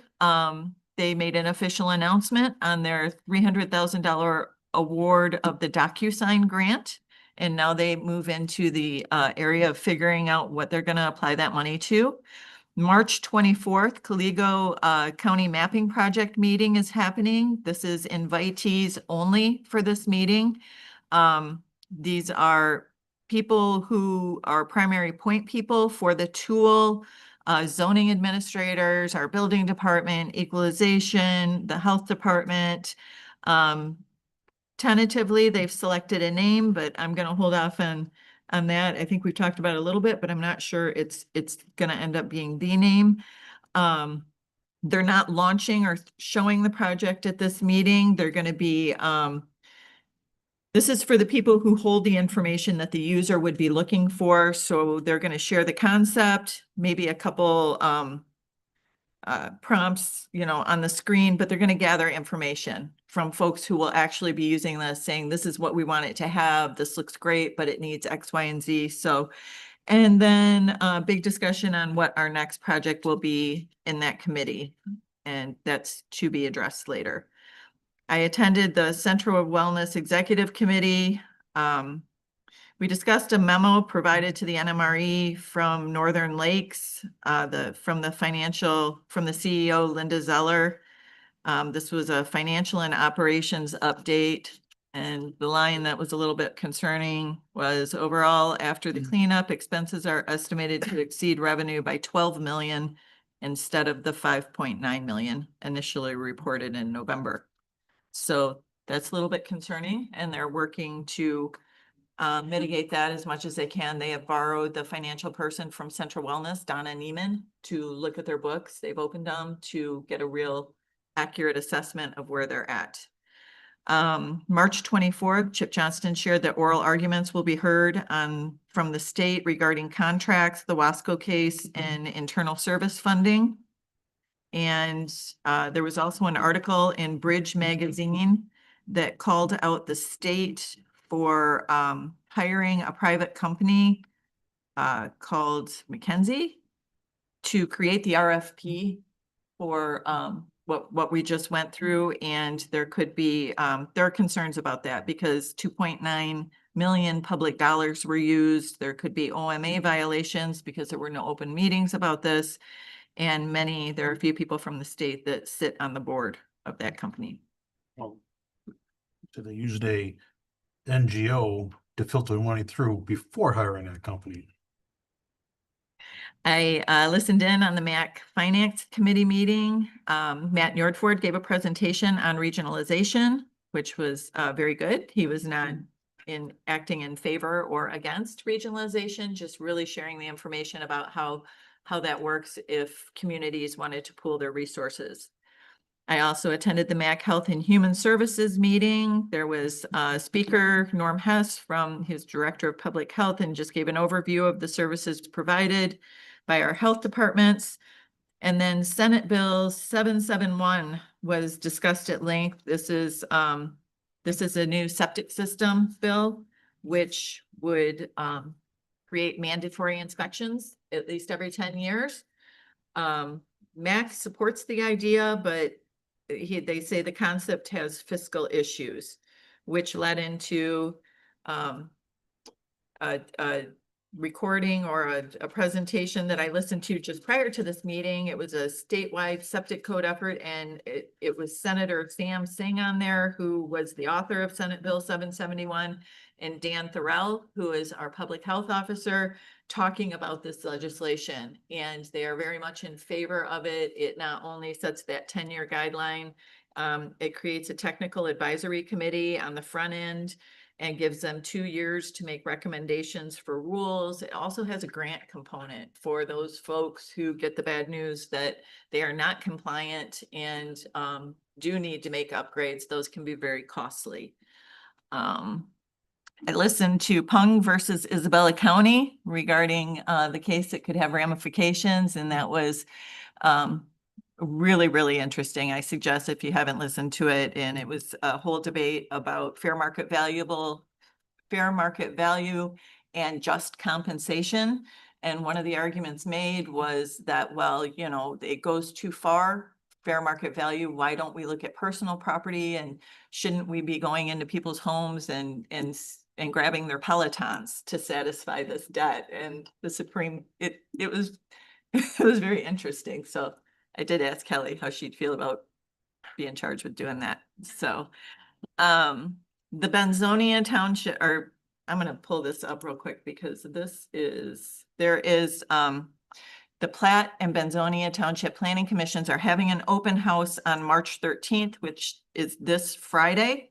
The open house is 2 sessions, 1 to 3 at the new township building, or 5 to 7. And they're rewriting their zoning ordinances. And this is an opportunity for the public to go in, give information, give thoughts, ideas. You can't see changes made that you want if you're not willing to give the input. So please attend, put it on your calendars. They provided a day session and an evening session. And then I also need to mention that an elected official in my township has been charged with a public officer willful neglect of duty, and that arraignment will occur on March 19th. And that's all I have at this time. Questions? What'd you do in your spare time? Yeah, really. So is it Cooligo or Coligo? Caligo. Coligo. I finally got it right. Caligo. Caligo. Yes. Yeah. I like Cooligo. I appreciate the thoroughness of the report, Rhonda. Gary? We're gonna save this for Len, but I'll do some of it. They're having the Day of the Capitol. This is the Health Department. I think it's March 18th. I really wanted to go, but not gonna work out, so anyway. As always, there's a funding issue. Eagle has come up with a new list. If you do a subdivision, you have to test for all these things, and it started out with they showed it to a builder. A small section like in the corner here, a handful of things to test for, E. coli, those type of things. And now it's a 3-list thing. It involves radiation, all kinds of stuff. And bottom line is there's no place in the state tests for this stuff. So I don't know. It's going to add a cost to any type of development. I'm sure it'll get passed on, but it has to be done. You have to do a well immediately before you can even get approval for the property. So there's another cost. So we'll see how it goes. Gary, to Yes, sir. interrupt you, but I think that's interesting. That's in the face of the state just saying, we need to find a way to reduce costs Mm-hmm. for the builder and the homeowner. And now we get this kind of information. But Eagle's doing it. So I don't know if Eagle has the authority. Dan had some questions on it. They have the authority to do this. Anyway, and that'll bring you up on the rest of it. Joyfield Township. The clerk stated that the state has suggested that they budget so much money for the voting machine. Well, obviously, the state's trying to avoid helping to pay for the voting machines again. They're still looking at funding, but they suggest that they budget it. And like the emergency manager's job. Anyway, sorry. They also had a discussion from the Reverend that, all the money that Benzonia Township's getting for the marijuana stores, that maybe they ought to consider putting one in Joyfield. Didn't get a response, but anyway, it's what it is. And the best news I got was, DTE came to Blaine. They approved allowing them to use the road right of ways. The estimate that's in my report is 322 homes served. 69,000 feet of new, gas line brought in. There has to be some upgrades made in Alberta to get the, make sure the pressures and all that kind of stuff. So to me, it's really exciting. And they anticipate probably starting in September. They would have started earlier, but MDOT's kind of got them held up there in Interlaken. They also said that, the tribe on Hoadley got permission to go ahead there.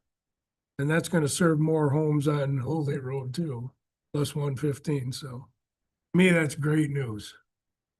I think the hookup fee is around a little over $3,000, but you can pay lump sum over time, any way you want to, but the reality is told them my wife would vote no unless they guarantee they'll bring it up to my house, but so far, no luck. But that to me is really good news. Went to the village of Thompsonville last night. One of the things I want to bring up is there must have been an article in the Record Patriot about the possibility of putting a EMS station at Crystal Common. And of course, the same people that were in favor of other stuff are all upset that we're taking everything away from the village of Thompsonville. And it is what it is. You guys can give me some idea on how I should address this. I tried to avoid it as much as I could. So basically all we're doing is applying to be able to apply, correct? Yes. So there's no guarantee we'll even get in there to begin with. So anyway, Well, Gary, if I could just respond to that. yeah, Yeah, we're sending in a letter of intent. Hopefully we'll get an invitation. And in order to qualify our application, what the county probably would be doing, and keep in mind, this is not next year or the year after, this could be 4 or 5 years out, is simply have a presence. We don't have to have a full-blown operation to qualify as I know it. So I don't think it's way too early for anybody to draw conclusions about what that looks like. Way too early. well, I think the article in the paper set them off, and It seems to set off a lot of conversations that it are sure just does. conversations. kind of makes you wonder. They also changed the start time for the village of Thompsonville. The next meeting will be April, and it'll be at 6 p.m. Don't know why, but one of them suggested it. They What agreed. time do they meet now? 7. Just an hour earlier. Seems like a lot of our locals change their time for summer months. And that's it. They like, anyway, that's it. Thanks. questions or comments for Gary? Then, I want to compliment you. In January 25, you said that one of your goals was to try to have conversations with DTE to get gas out to your district. My God, you did what you said you Well, wanted to do. Thank Chris. He's the one that came to us. And it's working. That's it. The farther we can get it, the better. Gary, timing's everything, right? If all the worlds come together at one time, good deal. But great follow through on your part. Thank you. Lynn? Yeah, I get to follow Rhonda and Gary, both groups I attend as well. Now, back to the personnel committee that Rhonda mentioned earlier. Those final two groups, Travers and Gallagher, were so close. I felt like flipping a coin in front of the group to do it that way, because I went back and forth 3 different times because they were razor thin margins. So that's why when we came up with the idea of doing a ballot, that was really the only way we were going to settle it, because I was surprised it didn't go 4-4 and with a deadlock, but it did come out with Gallagher. So really good experience with that. The Health Department meeting, Gary covered a lot of the main things. In addition to, I guess my biggest issue with that testing, and it was like Gary said, ridiculous, all these different chemicals and other things that all of a sudden were now being required, or you could even break ground anywhere. My first thought was of places like Personal Commons and others that this might just blunt any effort for anybody to want to initiate any kind of new property, especially in a county where we've talked over and over how that's a major issue to find housing. And if this is going to be yet another impediment to that, I don't know, it didn't make a lot of sense to me why we would, want to shoot ourselves in the foot there on that. With anything else with the health department, they did mention a couple small housekeeping things like the employee handbook hadn't been done. I know Gary mentioned as well, that they're just going to update that and present it next time, and we'll take a look at it and see if it's modernized to the point where it's useful, kind of thing. Last night attended the Inland Township Board meeting. A lot going on there. Approved the budget for 2026-27. The fire department equipment millage was discussed rather robustly. Along with the budget, I guess the budget was kind of fun to watch that. What I thought was a discussion was more of a monologue. So that take that forward. You can watch the video if you want to see what that's all about, but it was very, very interesting. There's a gentleman, I guess the planning commission that was reappointed, Mr. Kramer. They generally like to say that since these are supposed to come from the outside, generally they don't like reappointing somebody, but this person had been there less than a year, so they didn't think that was as bad. So, but they're not going to get in the habit of just automatically reappointing people. So that's going on. And like Gary mentioned, Inland Township folks also came up with a new start time of now 5 p.m. versus 6 p.m. starting next month as well. So it might be a trend. Maybe we'll go around and other townships will do that. Other than that, pretty much all I have. Questions or comments for Len? Len, you're kind of getting settled in on getting to these meetings now? Getting more comfortable in what your role is? Absolutely. And I had one gentleman reach me after the meeting last night asking if I would then a written 4 or 5 bullets about items that come from this meeting that I can talk about, and just submit that in writing part of their packet as well. And I told him I'd get it to him on that Monday prior. Very good. Tim? The MAC Judicial and Public Safety Committee, I actually forwarded our legislative person from that committee gave us a little overview of our meeting, and I forwarded that on to the commissioners because she'd asked that I do that. But one of the highlights of that we talked quite a bit about was the Supreme Court ruling on juvenile lifers, and lifetime without parole. And Michigan Supreme Court ruled that the mandatory life without parole sentences are unconstitutionally cruel and disappropriate. Basically, about 6,000 individuals formerly sentenced to mandatory life for crimes as young adults are now entitled to be resentencing hearings. MAC is not neither for or against this, but is concerned about the possibility of lack of funding to do this. And we had a very long conversation on that. There are none in Benzie County, so it's not going to affect us. About the only counties surrounding us, Wexford, Kalkaska are included in the list, but that's it surrounding us. And everything else is, in that document for you guys to read. Village of Honor, Benzie Bus was there and give a presentation on their annual report. The Village of Honor decided to table their decision to move to the BSNA cloud solution And they appointed a new trustee, an Ally Jensen Husey, to fill their empty trustee position. That's all I got. Appreciate it. Comments or questions for Tim? They say what the quote was to move to the cloud. Moving to the cloud wasn't so bad. They're having a hard time with the annual Fee. renewal. Yeah.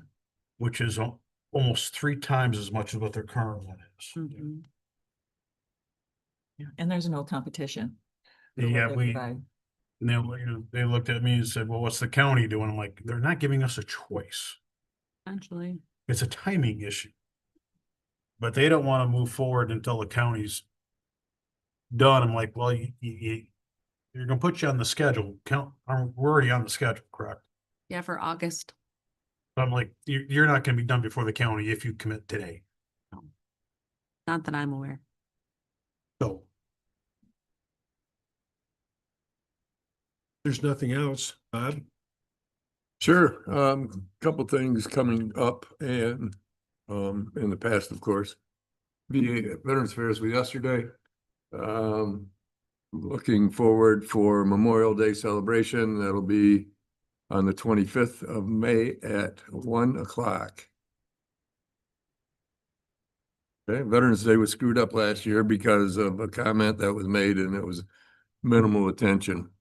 But I said it in public, so, Village Lake Ann, that meeting is tonight, but, from the past meeting, a group will be getting ready for Easter Sunday. I think their egg hunt, their celebration is on Saturday for all the little kids and egg hunt hiding and stuff like that. Area Agency on Aging. It's a pretty good sized group. Usually there's about 12 people at those meetings. This meeting was only 7. Quite a bit of interactive as far as, on the TV, so we did get some things done. Their biggest thing is staffing, in-home healthcare.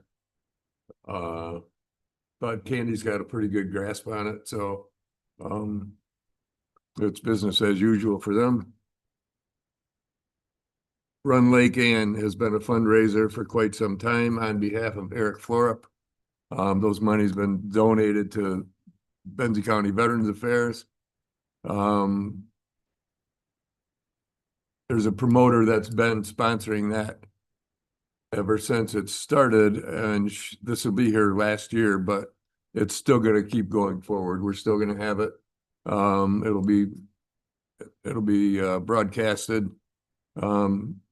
I don't know how many people come and run, maybe in the quality, probably 25 to 30. And maybe up to 70 folks altogether. It's more than that. When I ran it. Well, because you drew a crowd. Okay. But it's a big group. And it's a good fundraiser, so I always attend on behalf of the county and Veterans Affairs, so. Dave Winkle is the commander of 22 to None, a local nonprofit. 22 veterans a day take their lives. This entity has been in, I don't know how long they've been around, 10, 12 years maybe. Dave lives in Inland Township now, right by the county line, Inland Township Park and Bronson Lake Road, right in there. He's been attending our meetings just because he's a Benzie County resident, brings what 22 to None are doing, which is great to know.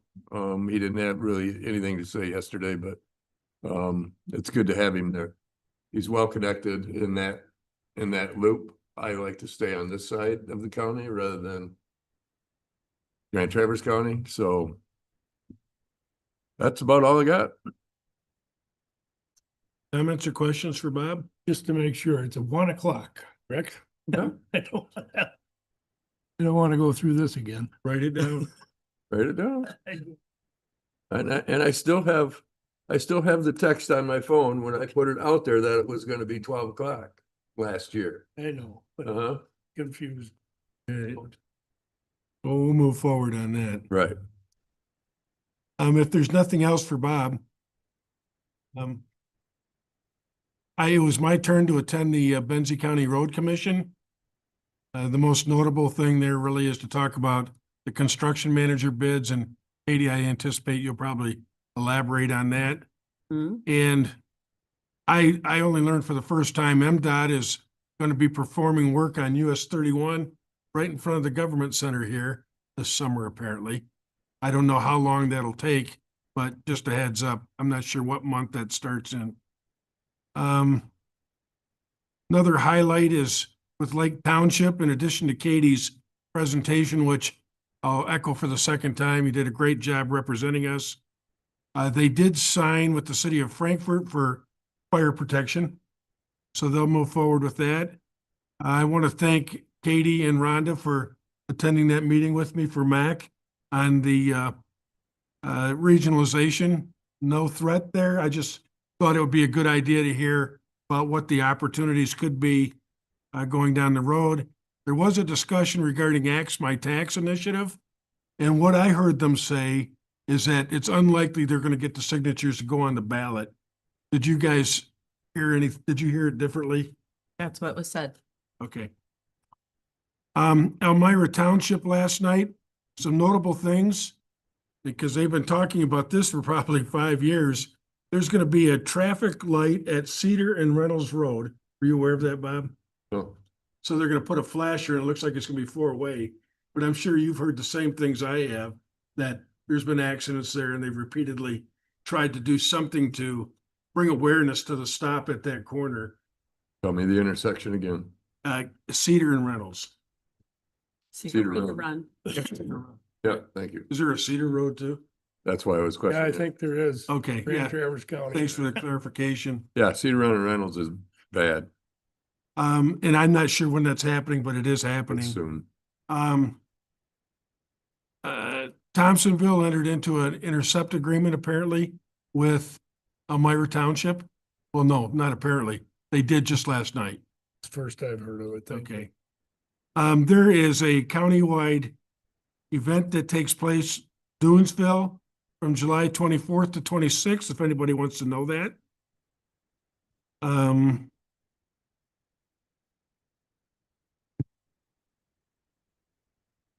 Oh, Katie, are you scheduled to do a presentation at the Village of Lake Ann? No. I didn't think so.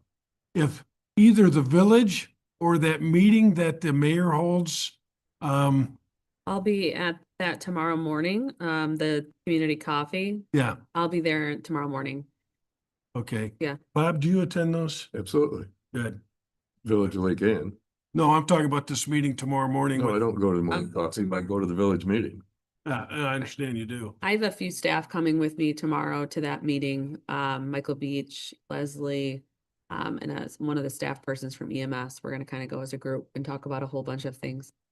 Do you feel like you got adequate a presentation there then from the commissioners? I'm not aware of any commissioners going. Okay. And what time is that at? 7:30 a.m. And they meet where at the again? Red Door Cafe. All right. That's the end of my report. Any questions for me? Katie? Sure, just a few things for me. I wanted to close the loop on a few past conversations that the Board of Commissioners has had, and then get into some other things. We did have some pretty lengthy discussion on Juneteenth, and so I just wanted to close the loop on that, that's just going away. We're not going to talk about that. We're not going to consider that at this time. So there's really nothing to close the loop on as far as bringing it back to the Board of Commissioners. We're just moving on from that. The next one is regarding payment in lieu of healthcare. Part of the personnel committee that was formed several months ago, that was one of the items that we breezed on, talked about a little bit.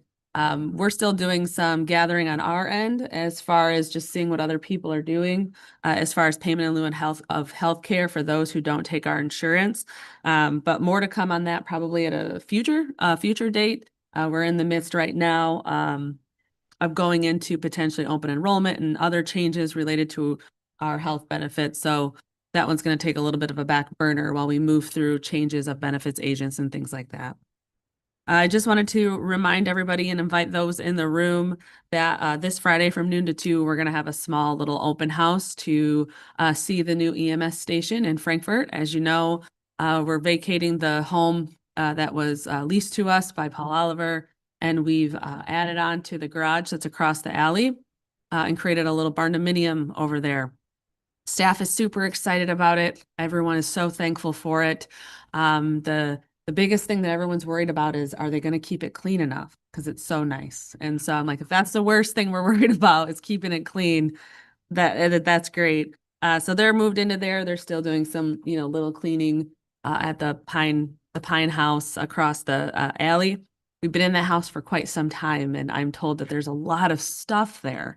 And so they're going through and cleaning that. There will be some things that we'll end up donating to Bacon and therefore and so forth, as far as, clothing and other stuff that's been left behind from past staff and that sort of thing. The really cool thing is one employee who's been with us probably since the inception of EMS, he has all of his name tags like on a wall in the room that he primarily stays in at that station. And so it was really cool to see the history of all of of the name tags and see his history with Benzie County. So it was really neat to see. So Friday from noon to 2, you want to come and check out the new space that you supported, and we'll have some cookies and stuff for you. So benefits agents. So Rhonda and Len talked about the committee that we put together. We did do an RFP for benefits agents. We did receive 9 proposals, which we thought that was awesome, right? It's hard to receive much more than 1 to 2 proposals anymore these days, it seems like. We did receive 9 proposals. We did narrow it down quite a bit. We narrowed it down to 2. And the final step, as Rhonda indicated, was to meet with the person who's going to be the primary contact for us, and for Leslie and I to just get a feel for that. We did that last Friday. It was an awesome conversation. Great people, great ideas, just a lot of great energy in the room with Gallagher. And so we're going to continue to explore this, explore moving forward with Gallagher. It'll be as seamless as possible from a county standpoint, because a lot of the change happens on the outside of things when they work through the carriers. But Gallagher was really, they came to the table, they came prepared, they came with the knowledge, they came with the experience. They have a team dedicated to local governments, which we thought was wonderful. They've been working with local governments for several years. Some of our neighboring counties have moved to them as well. And I did reach out to those administrators, and they said, they're never looking back, kind of thing. And so Gallagher would be our benefits agents for the next year, moving forward. That doesn't mean that any benefits are necessarily going to change. As you know, these are the agencies that kind of oversee our benefits for us and help us through those renewal processes and things like that. So Gallagher may change, but that doesn't mean benefits necessarily are going to change. The other really cool thing about Gallagher is it does give us more opportunity as we move into the future for benefits. They operate with the pool. There's a Midwest Michigan pool out there, which is a partnership of local governments and schools to increase the buying power when it comes to health benefits. And so that opportunity is there for us too in the future if we needed to explore the pooling option. The great thing about the pooling option is the renewal costs tend much lower than a county would on their own when you're looking at the blues and the priorities and things like that. So more to come on that. We're not ready to pull the switch yet, because there is a timing issue. When we terminate with the prior benefits agent to move forward with Gallagher, a lot of hands get washed, and then we're going to be left, our staff and us would be left floundering in the interim. And so there is a timing thing. And so probably at the next meeting, you'll see a letter authorizing the termination with the existing benefits agent. We're not ready to do that yet, though, because we want to work on some things in the back end. Part of this transition will include continuing the use of the employee navigator. So that change is not going to happen for staff either. We're doing our best to make it as seamless and as possible. Gallagher has a lot of resources for our staff. They have videos and, printouts and a lot of things that we can help push out to the staff so that they can be more educated on their benefits and things like that. So we're really excited. They did a great job. And so I think we're going to be happy moving forward with Gallagher. The Road Commission, So the road commission received, I was just going to pull up the number. They received also 11 proposals for construction management firms. Again, 11. We were floored by that because it seems it's hard to get proposals. So we did receive 11 proposals. We did narrow it down to 3 proposals. And then we sat and we interviewed those 3 agencies. And so myself, Roy Hines, Scott Fossil, the road commission themselves, as well as the architect. And so we interviewed 3 companies and really just talked through the process with them of what does it look like if you're the construction manager, and what services do you bring to the table, and what relationships and those sorts of things. And so ultimately the road commission has decided to move forward with an agency called Owens, Ames and Kimball, commonly called Oak. Oak has done many road commissions throughout the state of Michigan from a construction management standpoint. They've also worked heavily with the Hobbs and Black architecture firm that the road commission also, so they have that really good relationship already. So they believe that it's going to be a seamless project. So kind of the next steps in that, finalizing the plans for the road commissions, and then they'll start putting out RFPs. There'll be a series of RFPs that goes out. I learned a lot about construction in these meetings. Because of the size of the project and the scope of the project, it'll end up being a series of 3 to 4 RFPs for this project, because they're going to go out. They'll go out for concrete and prefab first, and then they'll go out for these other things, and then they go out for furnishings and stuff. Very interesting. But Oak has a great history of working on road commissions. It was really cool to see all the minds in the rooms and just like bouncing ideas and like, did you think about this? Did you think about moving this column? Did you think about this door? And you can see the passion in the room from a road commission standpoint, from this architecture and construction management firm. Everyone's really excited about the project, so I think it's going to be very successful. They do have a goal of 2027, fall of 2027, of being in there. They want to be in there before the snow flies in 2027. So it is a lofty goal, but everyone around the table is confident. So fingers crossed for them that they make that goal before the snow flies.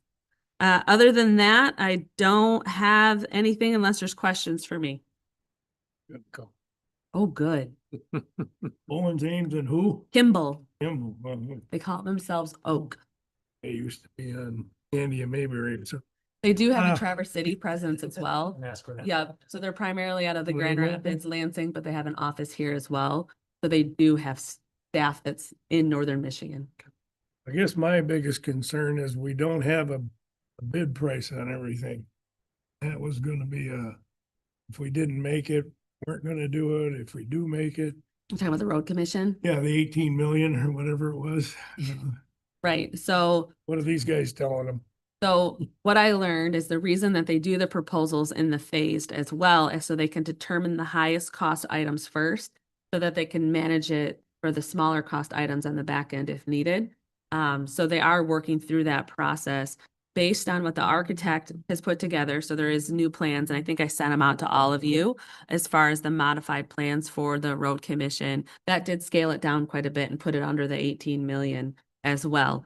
These architecture firms were given those plans, given the expectations, and they had to come in with a scope that showed them completing the project under the bid. And so Oak has committed to completing that project for under the dollar amount that is specified as the top.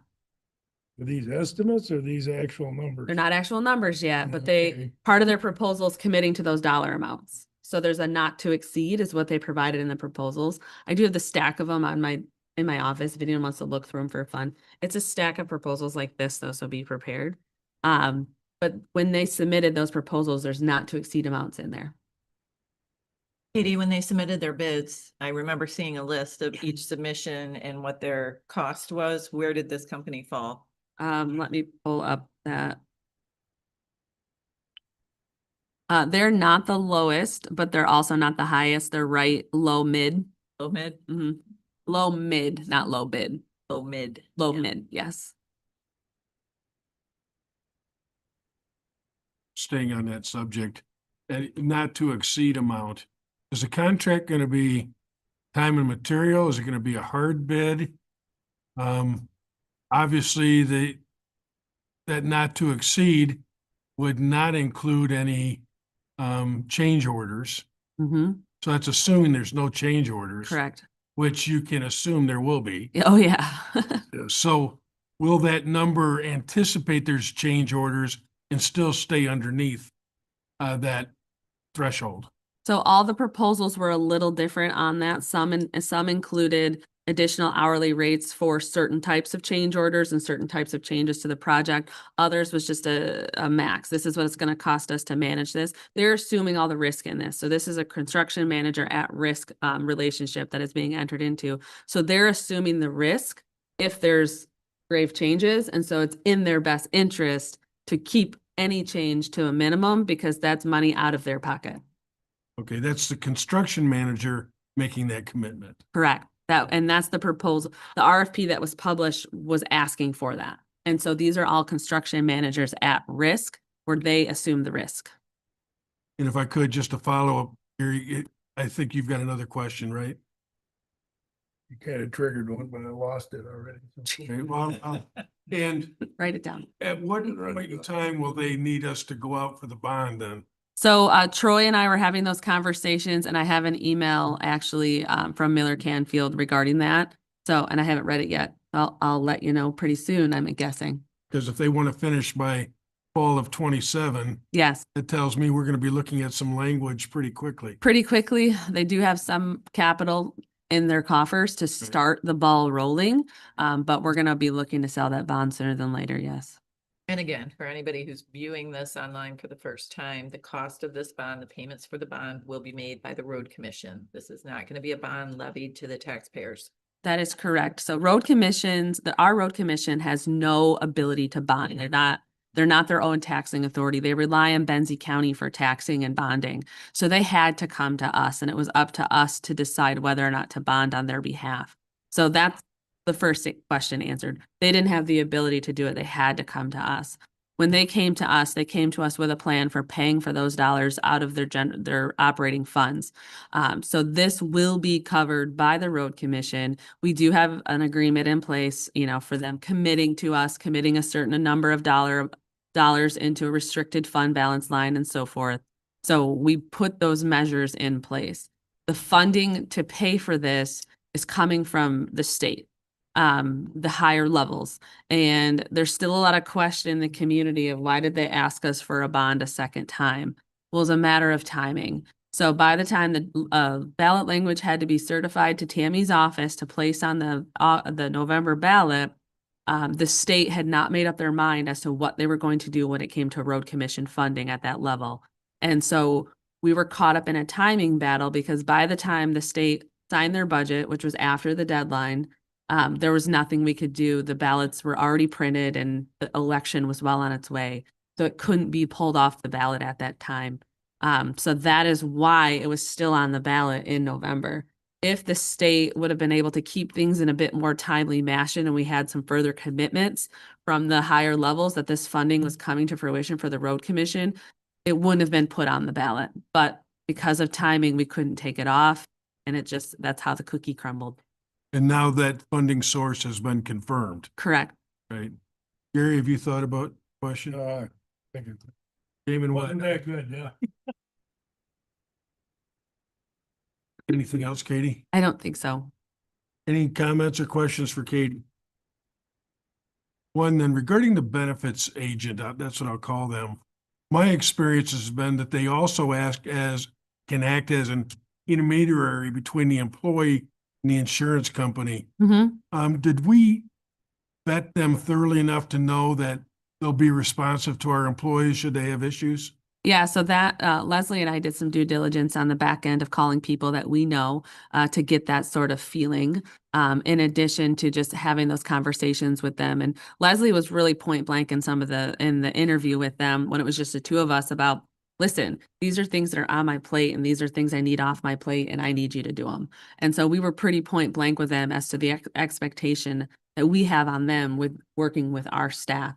We know that we're always going to be the go-to for our staff on simple questions and, concerns and that sort of thing.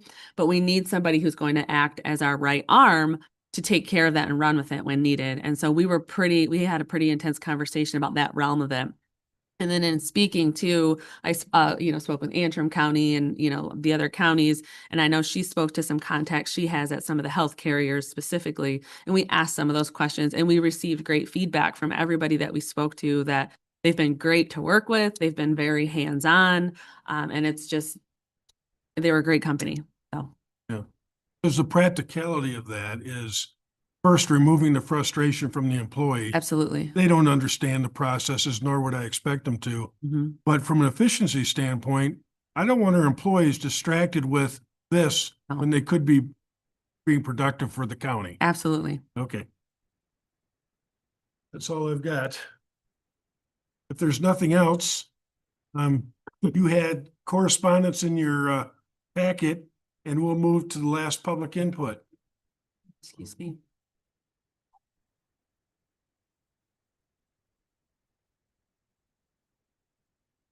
William Swartout, 16-341 Brundage Road. Thank you. Thank you for giving me this opportunity to speak in front of the board. I mean, no disrespect towards any board member with issues. It's strictly business.